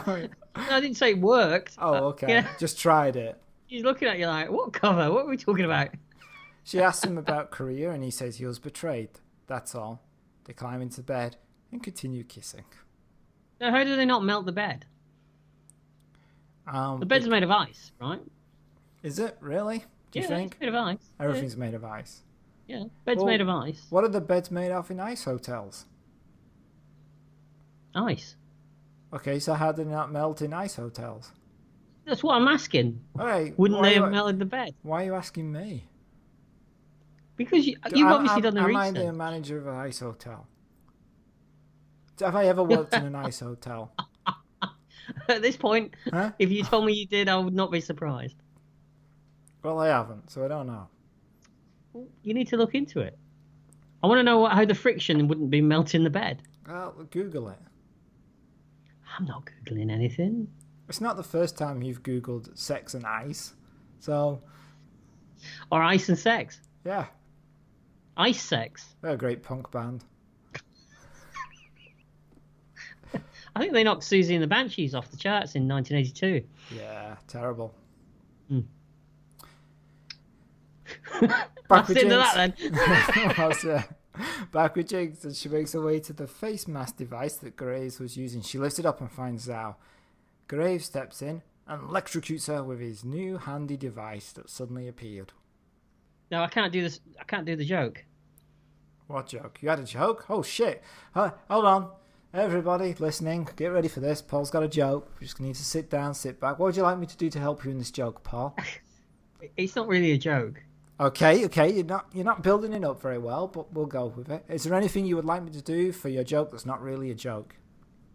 No, because I did it before and I can't do it again because I'll be reusing it. Oh, well, that's never stopped you before. Okay, I was going to say, what a shocker. There we go. That was worth it, wasn't it? No. Bond gets dressed. Be careful, says Frost, and hands him his gun. He tells her to go back to her room. Now Jinx wakes up and she's strapped to some kind of, I don't know, churn device. Whatever it is. All Bond villains seem to have these. I don't know where they get them from. IKEA doesn't seem to sell them. They get from Evil Chur device shop. Evil Chur device shop. Yeah. It's like one of those wholesale places where you can only go in and shop if you have a card. Oh, so you have to. You're only allowed to. Yeah, you've got to be a super villain. Gotcha. You can't. Yeah, that's where they get them. What was if you're just a mediocre villain? You don't get in. Ooh, that's harsh. Don't get in. I suppose you could come in as a guest from a supervillain.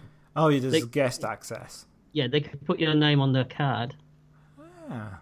Yeah, but other than that, they don't normally let you have an account at those places.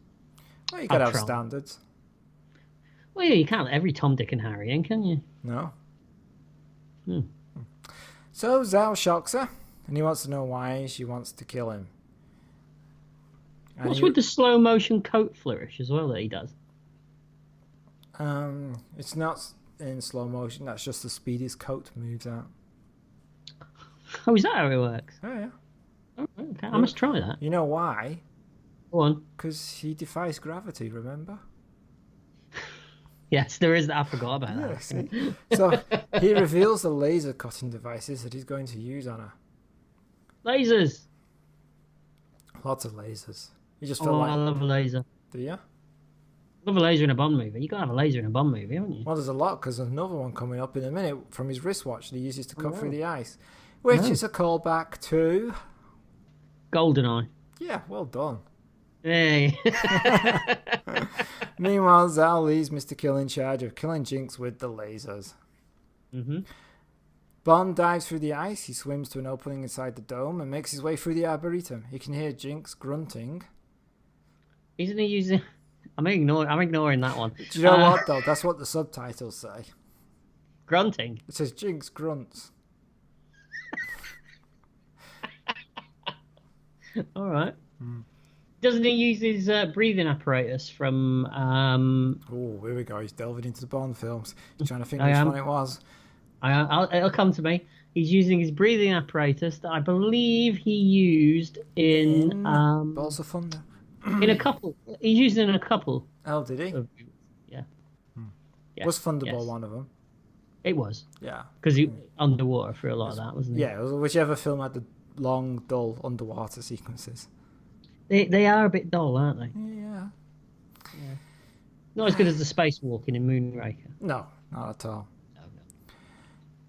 So, he can hear Jinx grunting, as we said, as the laser approaches. He turns it off, but Mr. Kill jumps him. The lasers are not back on. They start firing beams in different directions as Mr. Kill and Bond fight, and they have to avoid being cut in half by the lasers. This is alright. Yeah, it's good. Bond manages to switch them off, but Mr. Kill has him and he's going to stab him. But Jinx has managed to gain control of the laser. She fires it, and the laser goes through the back of Mr. Kill's head and out of his throat. It's a good job it didn't go straight into Bond's face, isn't it? Yeah, it's lucky he wasn't in the way, right? Because obviously he knew what she was planning. Yeah. Yeah. Nasty way to go, though, isn't it? Yeah, definitely. I mean, of all the ways to go, that's the worst. I wouldn't say it's the worst. It's up there. With what? With worst ways to go. What's a worse way to go? I don't know. Be forced to watch this movie on repeat for 24 hours. That'd kill you, wouldn't it? He releases Jinx, who turns out to be an agent for NSA. Mm-hmm. She tells him that Zhao is in the other room under the mask that he must have brought from Cuba. Bond says that he couldn't have brought it. It must have already been there. It belongs to another Korean, his boss. He's figured it out. So Jinx uses the laser to cut off Mr. Kill's hand so they can use it to unlock the door. It's kind I like that. That was very brutal. And I like that she came up with the idea, not him. Yeah.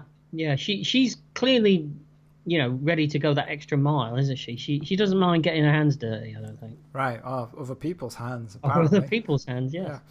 So Jinx is going to get Miranda Frost out, and Bond has unfinished business. He does. Graves enters his office and finds Bond there with a gun. Bond knows that Graves is really Colonel Moon. Moon taunts him, and Miss Frost turns up. She puts the gun on Graves. When Graves asks if Bond ever found out who portrayed him in Korea, Frost turns the gun away from Graves and pointed at Bond. She's the traitor. Yeah. Bond quickly tries to fire his gun at her, but it's unloaded. Now, I like this and I don't like this.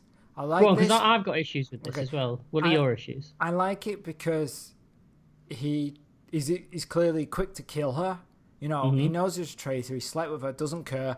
He's going to kill her. But Bond wouldn't know his gun's unloaded. Yeah. It's not the first time he's held a gun, is it? Yeah, wouldn't he notice that the weight's different? I just find that a bit weird. Yeah. Is that the same as your issues? Or? Yeah, I did mention the gun thing. I thought it was a bit strange that he didn't notice that the gun wasn't loaded. Right. Also, this is kind of what happened in World Is Not Enough as well, isn't it? Refresh my memory. I told you that film was...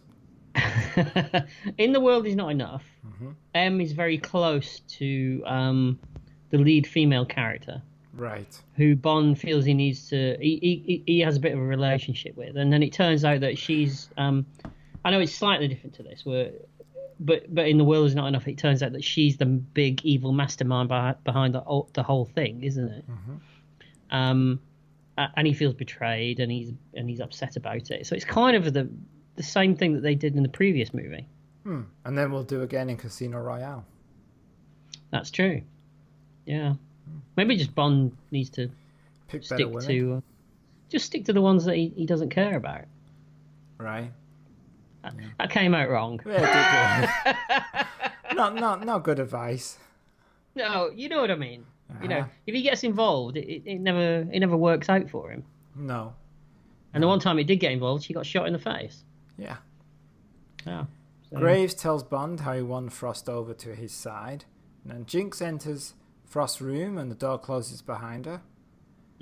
Frost owes Bond to hand over his gadgets. Zhao arrives and hits Bond in the stomach and he falls to the floor. Frost gets ready to shoot him, but Bond uses the ring to destroy the ice/glass, because it kind of looks like glass, but it's supposed to be ice, I guess, floor, and they tumble down to the lower level.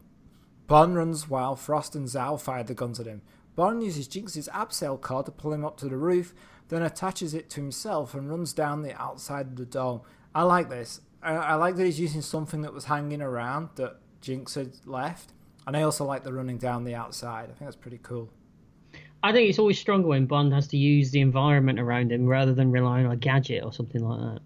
Yeah. I mean, the gadgets are nice. They're fun. Yeah. But I think they have their place, and they have their place more in the 70s era. Right. Bond movies. Yeah. Yeah, it's nice to see Bond thinking on his feet, I think. Yeah. Bond jumps into Graves' jet Land Cruiser thing, whatever the hell you call them. I don't know. And from the minute we saw that when it was introduced, when Graves was driving it earlier, you knew that Bond was going to get in that at some point, didn't you? Yeah, absolutely. And he speeds away. Zhao reports that Bond has escaped. Graves requests the attendance of the other generals, and he powers up Icarus to show them a demonstration. He fires Space lasers! Always a Bond trope. I love a space laser. I've heard that about you. I just love a laser. I know. You keep telling it. Chuck a laser in anything. Do you remember when Blackpool introduced lasers to their illuminations? Oh, it was mind-blowing, wasn't it? Maybe, but I remember being in the car with my dad and we're driving along and my dad just went, like searchlights. Yeah, that sounds like your dad. Yeah, totally killed it. Thanks for that, Dad. Yeah. So he fires it and Icarus locks onto the heat signature of Bond's escape vehicle. The fiery beam chases him, melting the ice in a giant heat fireball.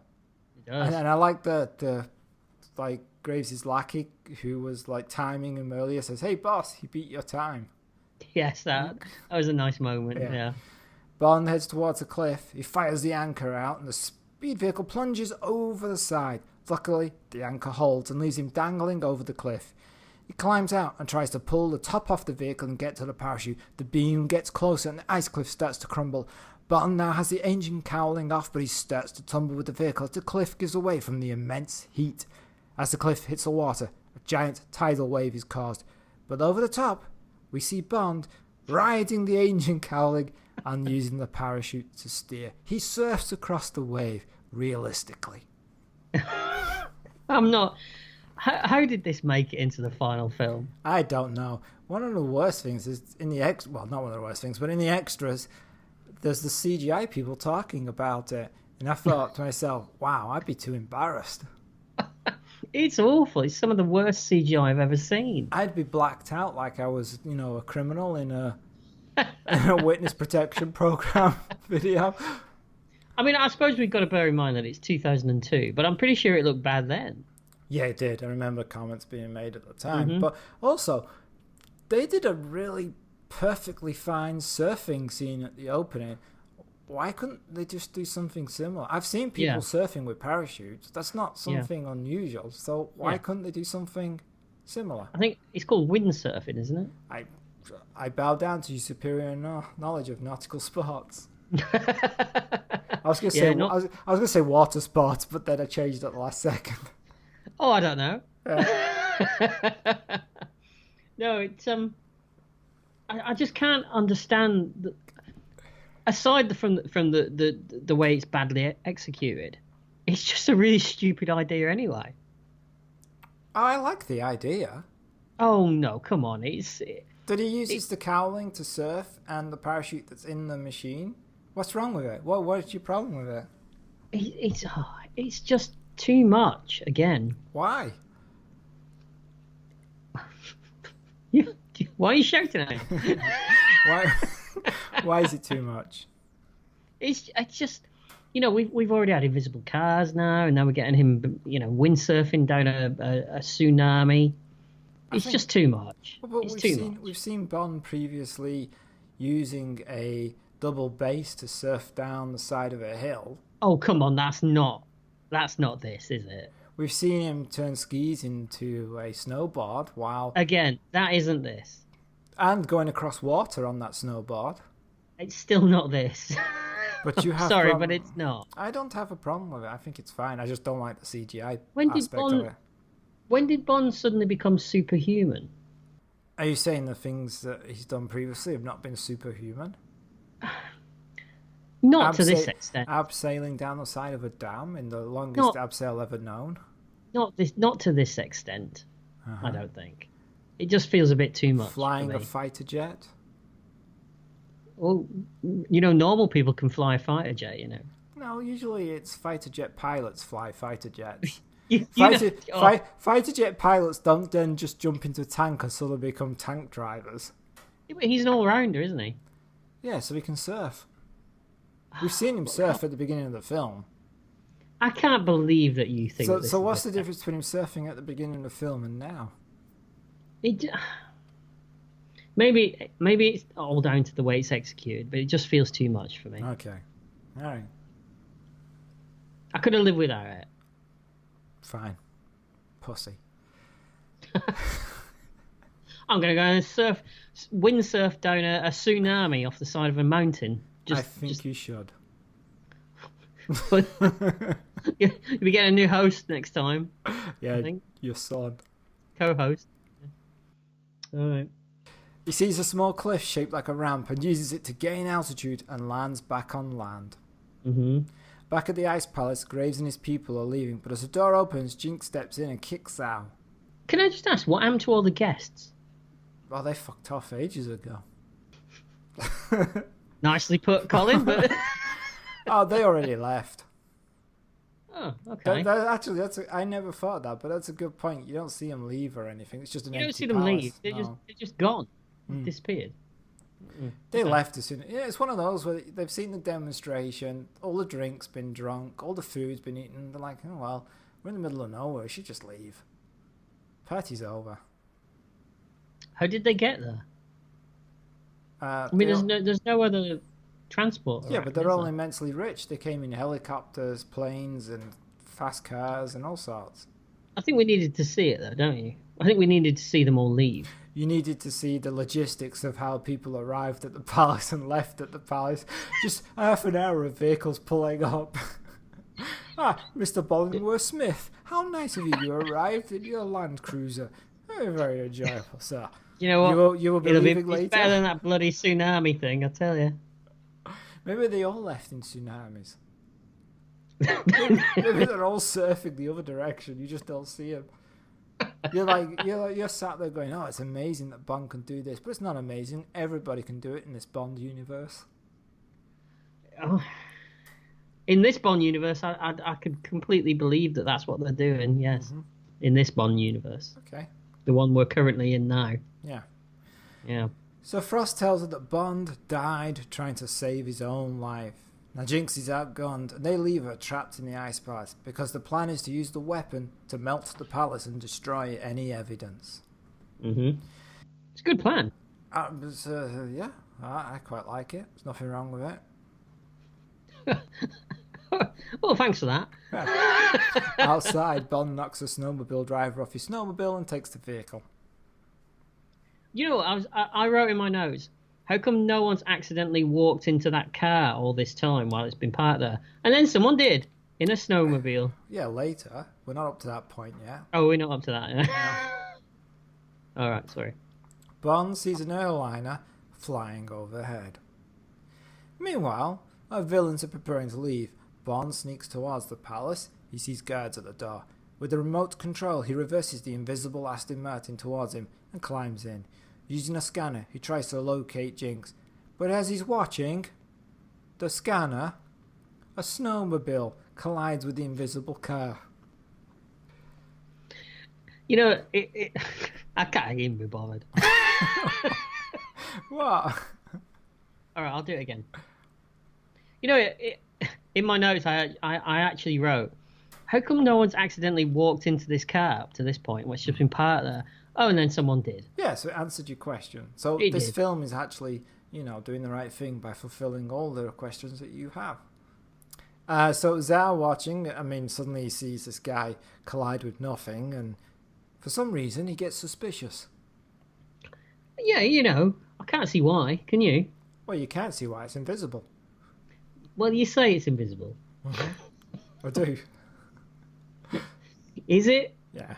Zao watching orders all his guards to report in, and Zao jumps into his Jaguar and uses a heat scanner and starts to chase Bond. And Zao's car has a machine gun and opens fire, damaging the invisibility cloaking device on Bond's car. Yeah, so now even the bad guys have got hidden gadgets and machine guns in their cars. Mm-hmm. Yeah, why not? It's like a computer game, this, isn't it? Yeah. They chase across the ice. Bond does a 360 and fires missiles at Zao, but Zao fires back and destroys the missiles in midair. Meanwhile, Jinx is trying to escape the palace. Zao fires a missile at Bond, sending the Aston Martin onto its roof and sliding along. Bond opens the roof and fires the ejector seat, sending the car back onto its wheels. Mm-hmm. I like this, but I wish it was shot better because you don't actually see the car turn over. You just see Pierce Brosnan wobble in his seat. Yes, that's true. Yeah, it's some good wobbling action there. Yeah, I assume because they looked at it and went, "How the fuck are we supposed to do that?" Yeah, it's one of those can't do it, don't show it. Yeah, but it's a cool idea, right? Oh, it's a cool idea, and this whole sequence is really good. But again, I think you get the feeling that this movie's gotten out of control. Don't you think? We'll see. Oh, wow. All right. Bond is behind Zal, and he opens fire. Zal fires grenades, but Bond shoots down with the Uzis on his car. He does. Bond collides with Zal, sending him spinning.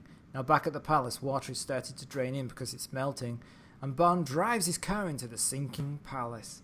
Jinx is trapped in a room filling with water. She tries to break out desperately. Bond and Zal drive around the palace trying to shoot each other. The palace continues to melt. Jinx is trapped under the water. Bond reaches a dead end and slides the car to a stop. Zal sees him. He thinks he's finally got Bond, and 2 metal prongs extend from the front of the car. Luckily, the Aston Martin's camouflage invisibility thingy is back online, and with the help of some spikes from the tyres, Bond quickly reverses the car. Zal misses him and flies over the balcony, and his car crashes into the ground, sinking into the freezing water. But oh, Zal swims to the pool. Driving past, Bond shoots a chandelier which falls onto Zal, spearing him like an Icelandic fish. Like an Icelandic fish. All right. Now, I've got some things to say about this. Oh, really? What a surprise. Yeah. First of all, why did he have his car built with 2 gigantic prongs that come out of the front of it? Almost like he knew that he might need them at some point. Wait, are you complaining about a Bond film that has a device that only fits a certain need? You know how that's Bond films work. They work backwards. They have a situation, they figure out what kind of device would help Bond out that situation, then they write the script backwards to invent that device at the beginning. I mean, that's classic Bond. But this just felt a little bit silly. So you didn't... Oh, so you're okay with machine guns, missile launchers and the stuff, but... Yeah, but they're practical things that he could use numerous times. How often would you need 2 prongs that come out of the front of your car? Maybe if you're cooking a giant sausage? Cooking a giant sausage? Oh, you've got a large piece of camembert, and you need to prong it with your car to pull it out, you know. Is that the first cheese that popped into your mind then? It was the most comedic name, cheese. I'm always comedy, you see, Paul. Cheddar wouldn't have worked. Camembert, comedic. All right, okay, all right.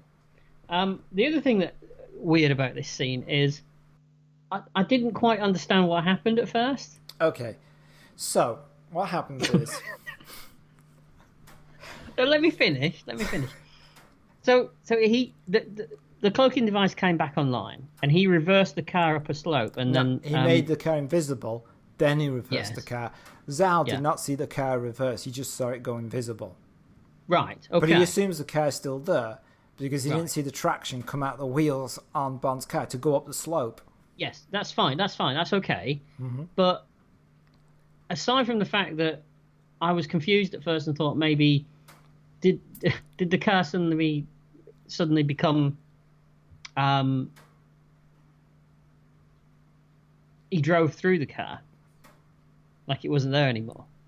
What are you smoking? Yes, all right, but stay with me. But then I thought, no, that's silly. Yeah. Why did he need to become invisible? Why couldn't he reversed the thing at the last minute anyway so that it drove straight off? Why didn't he just do that anyway? Why did he have to be invisible to do that? Because if you watch it, he goes invisible, then Zal's driving. If Bond didn't did Zal reverse, think, oh, that car's just disappeared right in front of my eyes? Yeah. And put the brakes on? No, he thought it had disappeared and it was still there. He didn't think it had just moved. Because he didn't think it could go up that slope. Because the slope is ice. Because he had the prongs that came out of the wheels? Exactly. Okay, right, okay. All right then. Thank you for explaining that to me. Can't believe I'm explaining a Bond film. Why am I defending this film? I still don't like it. All right. I don't think it works. Up to that point, I'm fine with the chase sequence, but... You just don't like that bit. I don't like that bit, no. Because it confused you. Confused is a strong word. I believe it's the word you used.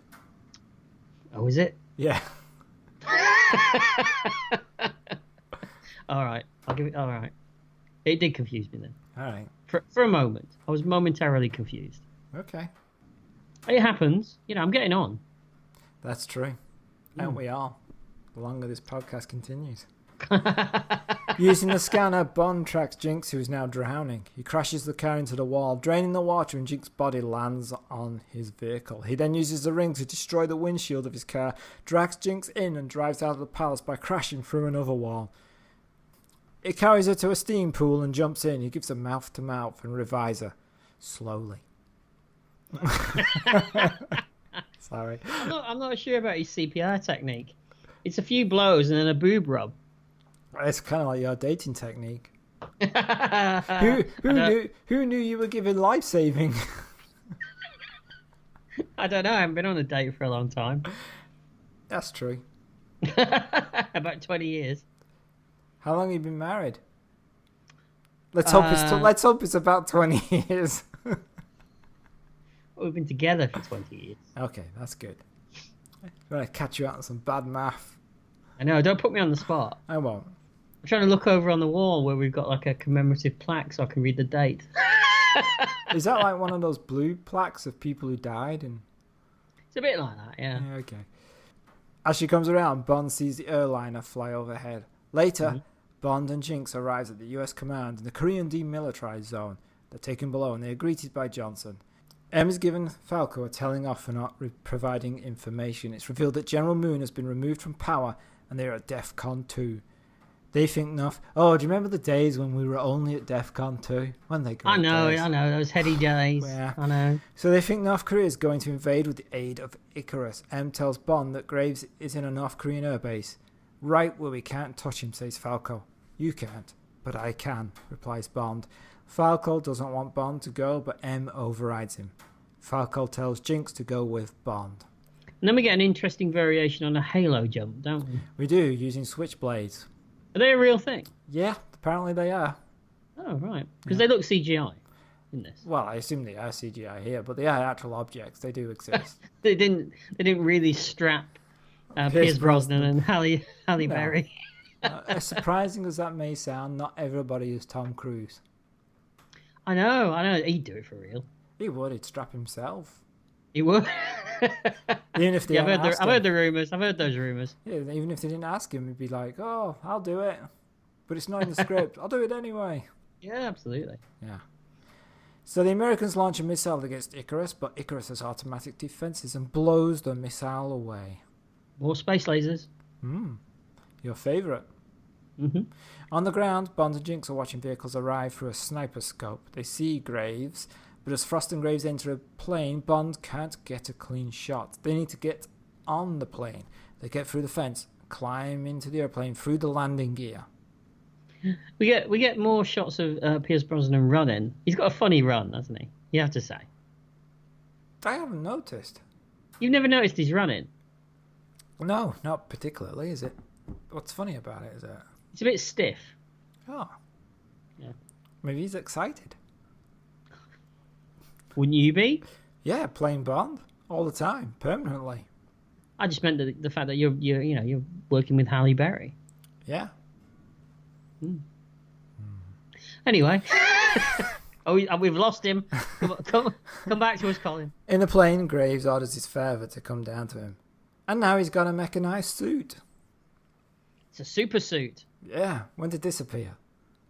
Yeah, I know. You didn't know we were in a Marvel movie now, did you? No, right? We had a hand and now we got a suit. Yeah. General Moon does... I got to admit, but when he's wearing that suit and he turns around to the General, it's kind of funny. It is a bit funny. It's a funny looking suit. I think it would look better if it was a full suit and not just that bit that he wears at the top. Yeah, it's those goggle eyeglass things that amuse me. You see, this is weird because I hadn't watched this movie in a long time, okay? Why? And we'll get to that at the end. It'd probably been at least 10 years since I watched this. And wow. I have a real memory of this suit being a lot more impressive than what it was. Oh, really? I don't almost like a... You know what the mechanized Lex Luthor suit looks like in the comics? No. It's like a full-on metal suit with big boots. Like an Iron Man thing. Yeah. And I thought that's what was coming. Ooh. And then I see this, and I'm thinking, well, that's not what I remembered. No. It was very disappointing. I can imagine it is. Yeah. So But General it's weird. Moon, It's weird that I had that false memory of it, though. no, it's like you built up the film in your mind to be better than what it actually is. Well, I had to, really, didn't I? I guess. So General Moon doesn't recognize his son, but when he recites something that Moon taught his son, he realizes that it really is him. Meanwhile, Bond and Jinx make their way through the aircraft, and they take out two soldiers, with Jinx using a knife to the guy's throat. Yeah. I actually wrote in my notes, knife to the throat. Well, it's nice that you've written something. Back with the villains, General Moon reaches out to his son's face. My son, what have you done to yourself? Graves activates Icarus. Come, watch the rising of your son. Good line. Quite like that. Yeah, it's a nice line. The heat beam rips through the defences at the 38th parallel and clears the minefield to make a highway for their troops. Mm-hmm. Graves and Moon watch the ground burn away. Graves starts Then what happens, Colin? Graves starts talking about crushing Japan, and Moon realises, by heck, my son's crazy. Does he? Yeah, he does. Really? Yeah, it's wow. cool. That was Korean for you. Is that what we're doing? Yeah. Korean accents are all northern. Yeah. By heck, my son's crazy. By gum. Beaver. Blooming nuts. Aye. General Moon grabs a gun and points it at his son. Meanwhile, Jinx has knocked out the pilot and taken the controls of the plane. Bond. She's a go-getter. Yeah. She's taking charge. Mm-hmm. Is that it? No, I just had an interesting thought. Bond. Well, let's just sit back and enjoy this. Bond doesn't really do a lot in this movie, does he? I think that's one of the complaints about the film, and also the publicity for it, because they made Jinx his equal. Yeah, because they're standing side by side in the posters, aren't they? Yeah.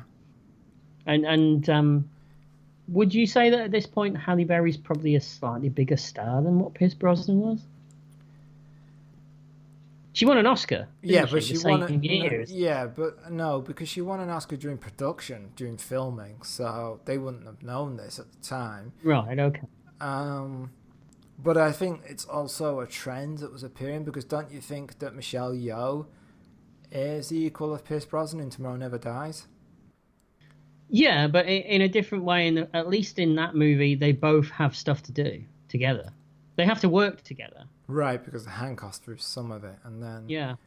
Yeah. But in this movie, I think I get the impression that they were struggling to find things for Bond to do because they gave it all to her. Interesting. Which is fine. Not a problem with it at all. Yeah. Shut up. But but at least, in a Bond movie, you want to see Bond do stuff. Right, it's not called Jinx. It's not called Jinx, no. I'd watch a Jinx movie, don't get me wrong, I really would. Mm-hmm. I know you would. I'd watch it several times. Mm-hmm. I know you would. Yeah. But I want some more Bond in my Bond, if you know what I mean. Yeah. I like a bit of Bond. I do like a bit of Bond. Bond heads closer to where Graves is. Graves doesn't believe that the general would kill his own son, but Moon says his son died a long time ago. Graves grabs him and electrocutes him, then shoots him. As you do. I do like that Graves is a full-on old-fashioned maniac Bond villain, isn't he? Yeah, absolutely. He's old school. Yeah, we've not had one of those for a while. Yeah, that's true. I mean, they tried it with... Carver in Tomorrow Never Dies. Yeah, that's true. Mm-hmm. Yeah, that's the only one. I was thinking more in terms of recent Bond movies. We don't get that anymore. No, I don't. Hopefully we'll get one in the next one. Well, with the things that are happening in the world, it's kind of relevant again, isn't it, really? Apparently the villain in the new Bond film is supposed to be Russian. Is he? I was wondering, he should be American, really, shouldn't he? Don't you think? Well, no. No, I just mean with Trump being so topical at the moment, it would be interesting again to, because Bond jumped on the whole Rupert Murdoch thing with Tomorrow Never Dies when that happened. That was a big story, and there's no bigger story arguably in the world at the minute than Trump. So You make your villain a Trump-esque kind of character. I don't think Bond would do something that's so divisive. Because they like to play it safe. But it would be interesting. Yeah, but I mean, you don't get to make $1 billion worldwide by being divisive. Yeah, that's look at. But can you imagine Bond going up against someone who's actually in the public eye, possibly a world leader who is divisive in the world? That would. I mean, yeah, that would make an interesting movie. Bond steps out to shoot. Nice typo. Bond steps out to shoot Bond. That'd be a strange film, wouldn't it?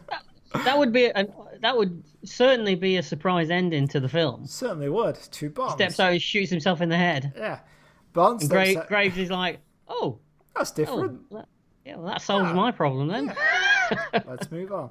Bond steps out to shoot Graves. The guard sees him and knocks the gun away. The bullet goes through the glass, depressurizing the plane. A hole is ripped open and the Korean guards are sucked out into the sky. The plane rapidly loses altitude as Jinx fights with the controls to pull it out of its dive. As she manages to stop the plane from crashing, Frost steps through and presses a sword against her throat. I do like the fact that she took the time to not only stop off and get her sword, but to put on her favourite sexy murder outfit as well. I think she was wearing both. Anyway. Well, she had that underneath. First of all, that's a weird outfit that she's chosen. It is. It's just a bit of cloth that covers her boobs, isn't it? Yeah, I mean, it's odd. And why is she carrying a sword with her all the time? I mean, I know she likes fencing, but there's a time and a place, right? She likes fencing so much, she's carrying loads of wood paneling around her with her. Yeah. I mean, I like chocolate cake, but I'm not constantly carrying a piece of gateau around with me. Speak for yourself. I do. Bond and Graves fight each other, and Frost tells Jinx to put the plane on autopilot. She does, but makes her heading towards the Icarus beam. Meanwhile, Why is she talking to her? Why is she talking to her? Just stab her. Because problem solved. It's a Bond film. Yeah, but this is what they do. As you pointed out to me in a previous podcast, these characters don't know they're in a Bond movie. But these do. What? You're stuck now, aren't you? Does not compute. Get out of that one. I mean, why does she not stab her?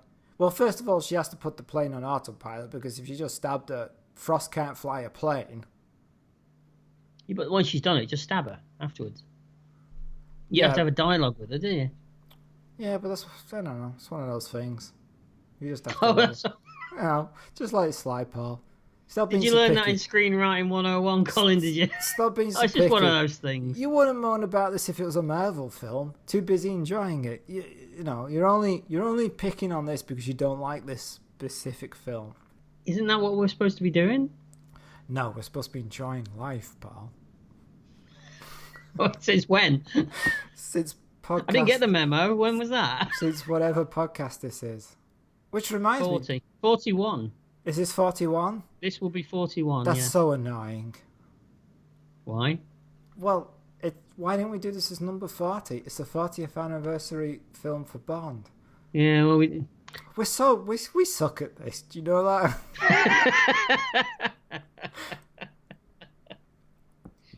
We'll do something special for 50.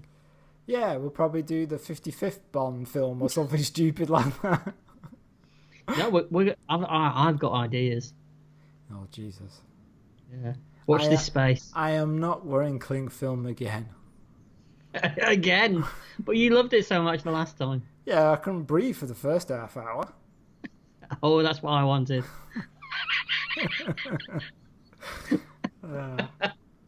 Again, it's gone a bit weird. Only for you. Oh, yeah. Wait, only for me. Know.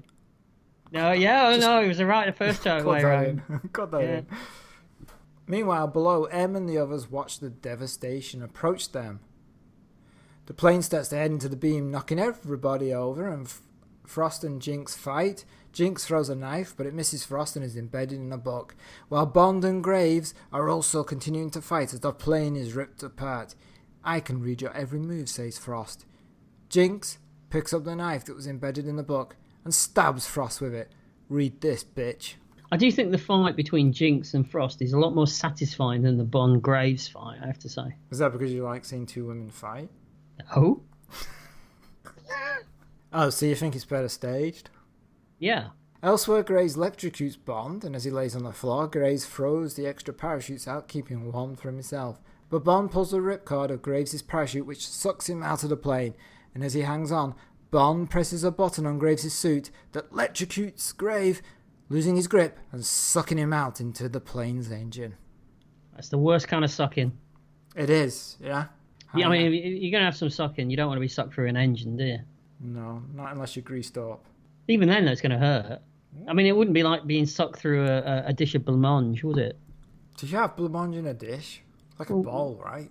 A dish bowl? Oh, it's semantics now. We're arguing semantics, aren't we? Yeah, that's what they do on the British Bake Off. They argue about semantics or whether it's a dish or a bowl. Oh, don't start pissing off those British Bake Off viewers. We might have a few listeners. What do you think the Venn diagram is of British Bake Off viewers and podcast listeners? Very small. But there could be an overlap. You don't know. It's true. All right. Yeah. You can never tell about these people. So here's the thing. Go on. Put it away. Graves is then sucked into the engine and killed, right? Mm-hmm. The Icarus weapon stops. What? Because he's connected to it. Oh, that's why he's connected to it? Yeah. It's in the suit? It's in the suit, yeah. Fantastic. That's all I needed. Marvellous. The film's better than I thought it was. Right. Getting better every time. As the plane disintegrates around them, Jinx and Bond get into a helicopter that is in the plane's cargo hold. The cars that are in there start to slide out the back and plummet to the earth. The helicopter slides out at the back of the aircraft and falls through the skies. Bits of the planes chase them. Bond tries to start the helicopter as it plummets. Jinx sees a diamond in the back of the helicopter. At least we'll die rich, she says. Finally, the rotors kick into gear and they skim the ground. And I like seeing the shot of the cars sticking out the ground. Yeah, they would have been completely destroyed, though, wouldn't they? They wouldn't just stick in the ground. Yeah, but it's funnier. Wait, no. It is funny. The ground's marshy. It's all wet and stuff, so... I'm still not sure. Okay. So, but I have to say, though, what other Bond movie did the end of this remind you of? The ending reminded me of Living Daylights. It did indeed, because in that movie they escape from the back of an airplane in a jeep, don't they? Mm-hmm. Another callback. Do you think that's what they were doing? I think so. Calling back to a Bond movie that wasn't very well received at the time. I think they called back to most of the Bond films at various stages in this one. Okay, interesting. Is it?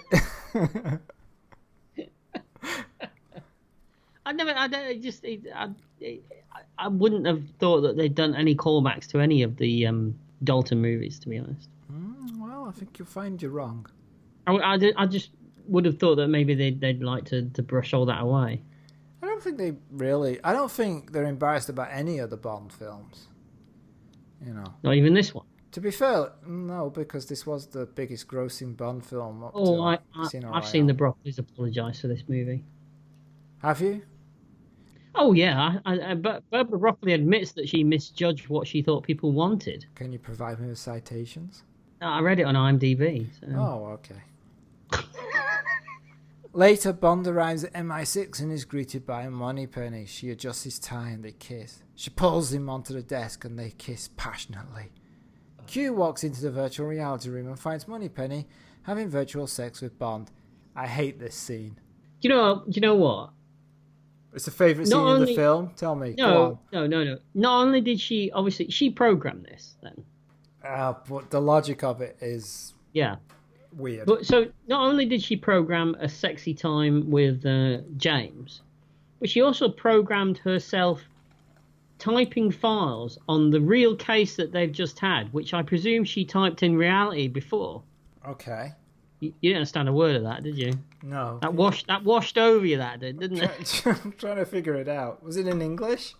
So she's sitting there in this virtual reality simulation. Right. At the start of it, she sat at her desk, finishing typing up the reports about the mission that Bond has just been on. Yep. But this is virtual reality that she's programmed to have sexy times with James Bond. Right. Okay? I presume that she's already done this in the real world, typed up these notes. But yet she also included that in the program. Yes, because then that makes it real. That makes it real. It feels real to her because it starts off as being something that she normally does and then goes into, her imagination of what she wants to do. I just thought it was very, very thorough. Well, that's Moneypenny. Yeah, she is. There's no reason for this scene. Actually, the only reason for this scene is because Moneypenny is only in for is she in previously in this film? What scene is she in? Yes, she was in it earlier because I mentioned her. But that's it, right? Yeah. I thought that the only reason for this scene was so that we could have the gag where John Cleese says, "It's rather hard, isn't it?" And she's, very. Yeah. I think, you know what? I think you're right in a way. The scene isn't so much for her. It's to give John Cleese another scene. Another comedy moment. Okay, yeah, maybe. But it could have been cut and no one would care. There's no need for it at all. No. So then we cut to Bond and Jinx, and they're in a remote mountaintop surrounded by diamonds. And they kiss. And then we get end credits. And we get a funky version of Madonna's song. You're missing out, though, the fact that this is Pierce Brosnan's final scene as Bond. And what do we get? You don't see what's happening because it's a long shot of the cabin, and then you get some innuendo about putting it in and how long it's in for, and then when they cut to the inside, it turns out that he's got a diamond in her belly button, and then we have end credits. Thankfully. So, Paul, you've kept it quiet so far. People can't tell. One way I've or been the on other. The fence, haven't I? You have. Absolutely. What do you think of Die Another Day? Well, I hadn't seen this in quite some time, about 10 years, as I said earlier. On the one hand, it's nowhere near as bad as I remember it. Okay. The first half is pretty good, actually. I like the opening, and I like the idea of Bond being held captive for 14 months, and he's tortured, and it's an exciting premise. But the film could have done something with it. It should have done something with it. How would it change him? Would it change him? Would he be affected by it? And I know you say, it's a Bond movie, we can't do that, but we could have done it a little bit, I think. But then we get the second half, and it reverts to sort of sub-Roger Moore routines with constant jokes that start to really grate on you in the way that they never did with Roger Moore. Over-the-top set pieces that are really badly executed at times, like the CGI tsunami thing, and don't get me started on the invisible car. Brosnan's got some good moments in it. I mean, he's fine. He's perfectly fine. He's got some really good moments, actually. Halle Berry's always watchable, and as I said before, I'd like to have seen a lot more of Jinx. You even raised an eyebrow then in a very Roger Moore-like way, yes. But I just think it's really unfortunate that this is Pierce Brosnan's final Bond movie. You get remembered for what you did last, I think, sometimes, and it's just a shame that this is it. Wait, you do? Oh, shit. I'm sure we'll do more than this episode. It's a real low point, I think, for Bond, this movie. So do you think it's, in your opinion, the worst Bond film you've seen? It's not the worst Bond film I've seen now. It's the worst Bond movie to be released up to this point. Oh, so you hate Quantum of Solace more than this one? Yes, I do. Okay, so yeah, it's funny how I guessed which one it was. It's funny how you guessed, yes. Oh, I don't know how. But I didn't hate it as much as I remembered it. I found things in it that I liked, but it's still not good. So it's a miss for you then? It's a miss for me, yeah. I saw this film at the cinema, hated it. I've seen it numerous times since then, and I've disliked it each time I've watched it. But I came to the conclusion that the first hour, up to the point that I mentioned, is actually a very good Bond film. And then it goes to pieces. But I've noticed that every time I've seen it, I've liked it a little bit more. I've started to kind of concentrate less on the flaws and more on the positives. Can I ask you a question then? Are there any other Bond movies that you've done that with? What about Moonraker, which is one of the most derided ones, but everyone loves it? I've always liked Moonraker. It's entertaining. So have I. Yeah, so no, that's never happened with any other Bond film. Okay, I just wondered. I've gone the other way on some of the Bond films. Okay. I feel bad for Pierce Brosnan because I think he is a better Bond than the scripts ever gave him chance to be. Mm-hmm. I'd agree with that. I don't think this is the... See, I'd kind of rather watch... And I can't believe I'm saying this, but I would rather watch this one than The World Is Not Enough. Yeah, I disagree with you there. I find The World Is Not Enough just to be long, dull film. Oh, okay. No, I would rather watch World Is Not Enough to this, I have to say.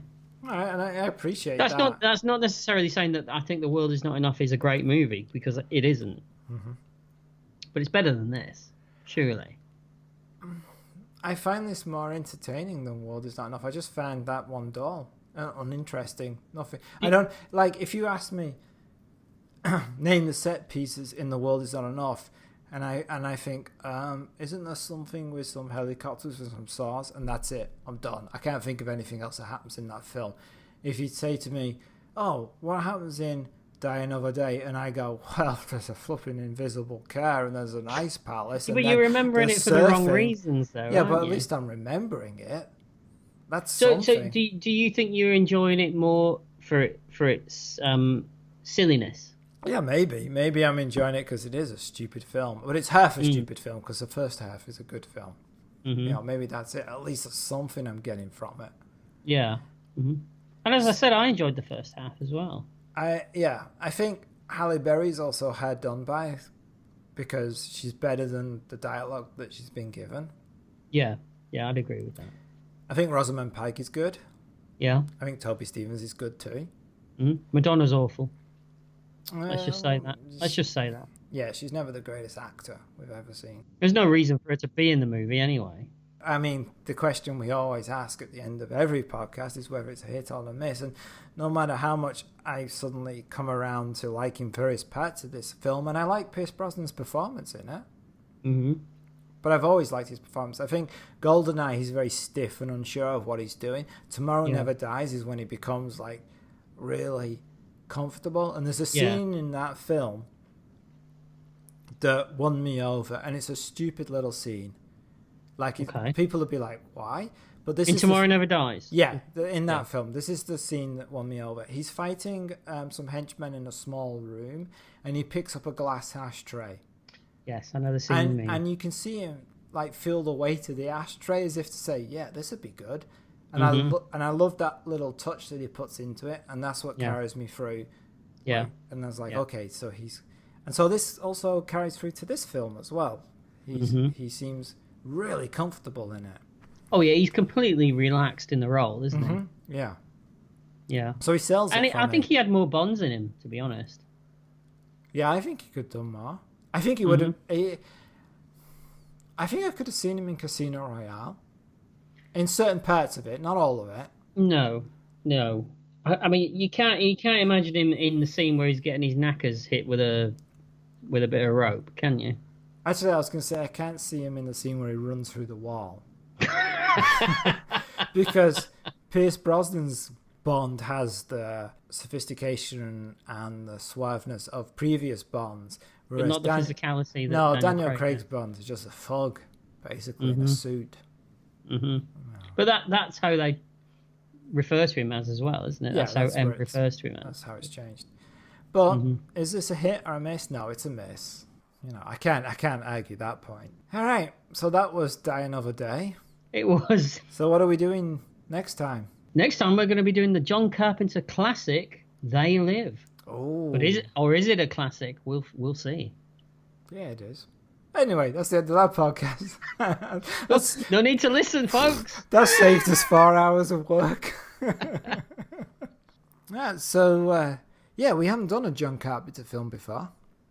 We haven't, no, and I think it's interesting that we picked They Live. Why? Because, there's no point doing Halloween. Everyone knows that's great. There's no point doing The Thing. Everyone knows that's great. But They Live, I don't know. Could go either way. That's true. If you'd like to suggest a film, then you can reach us at retrospection@email.com. You can also find us on Twitter @retrospecky and on Facebook too. And if you'd like to listen to the themes and songs, but possibly not the ones from Die Another Day, then you can find them on our Spotify playlist. I will include it. You have to.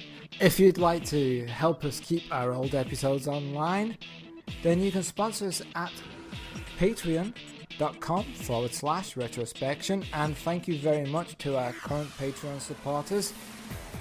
Your help and donations are greatly appreciated. Yeah, they're going straight in the back pocket. Beer money, Paul.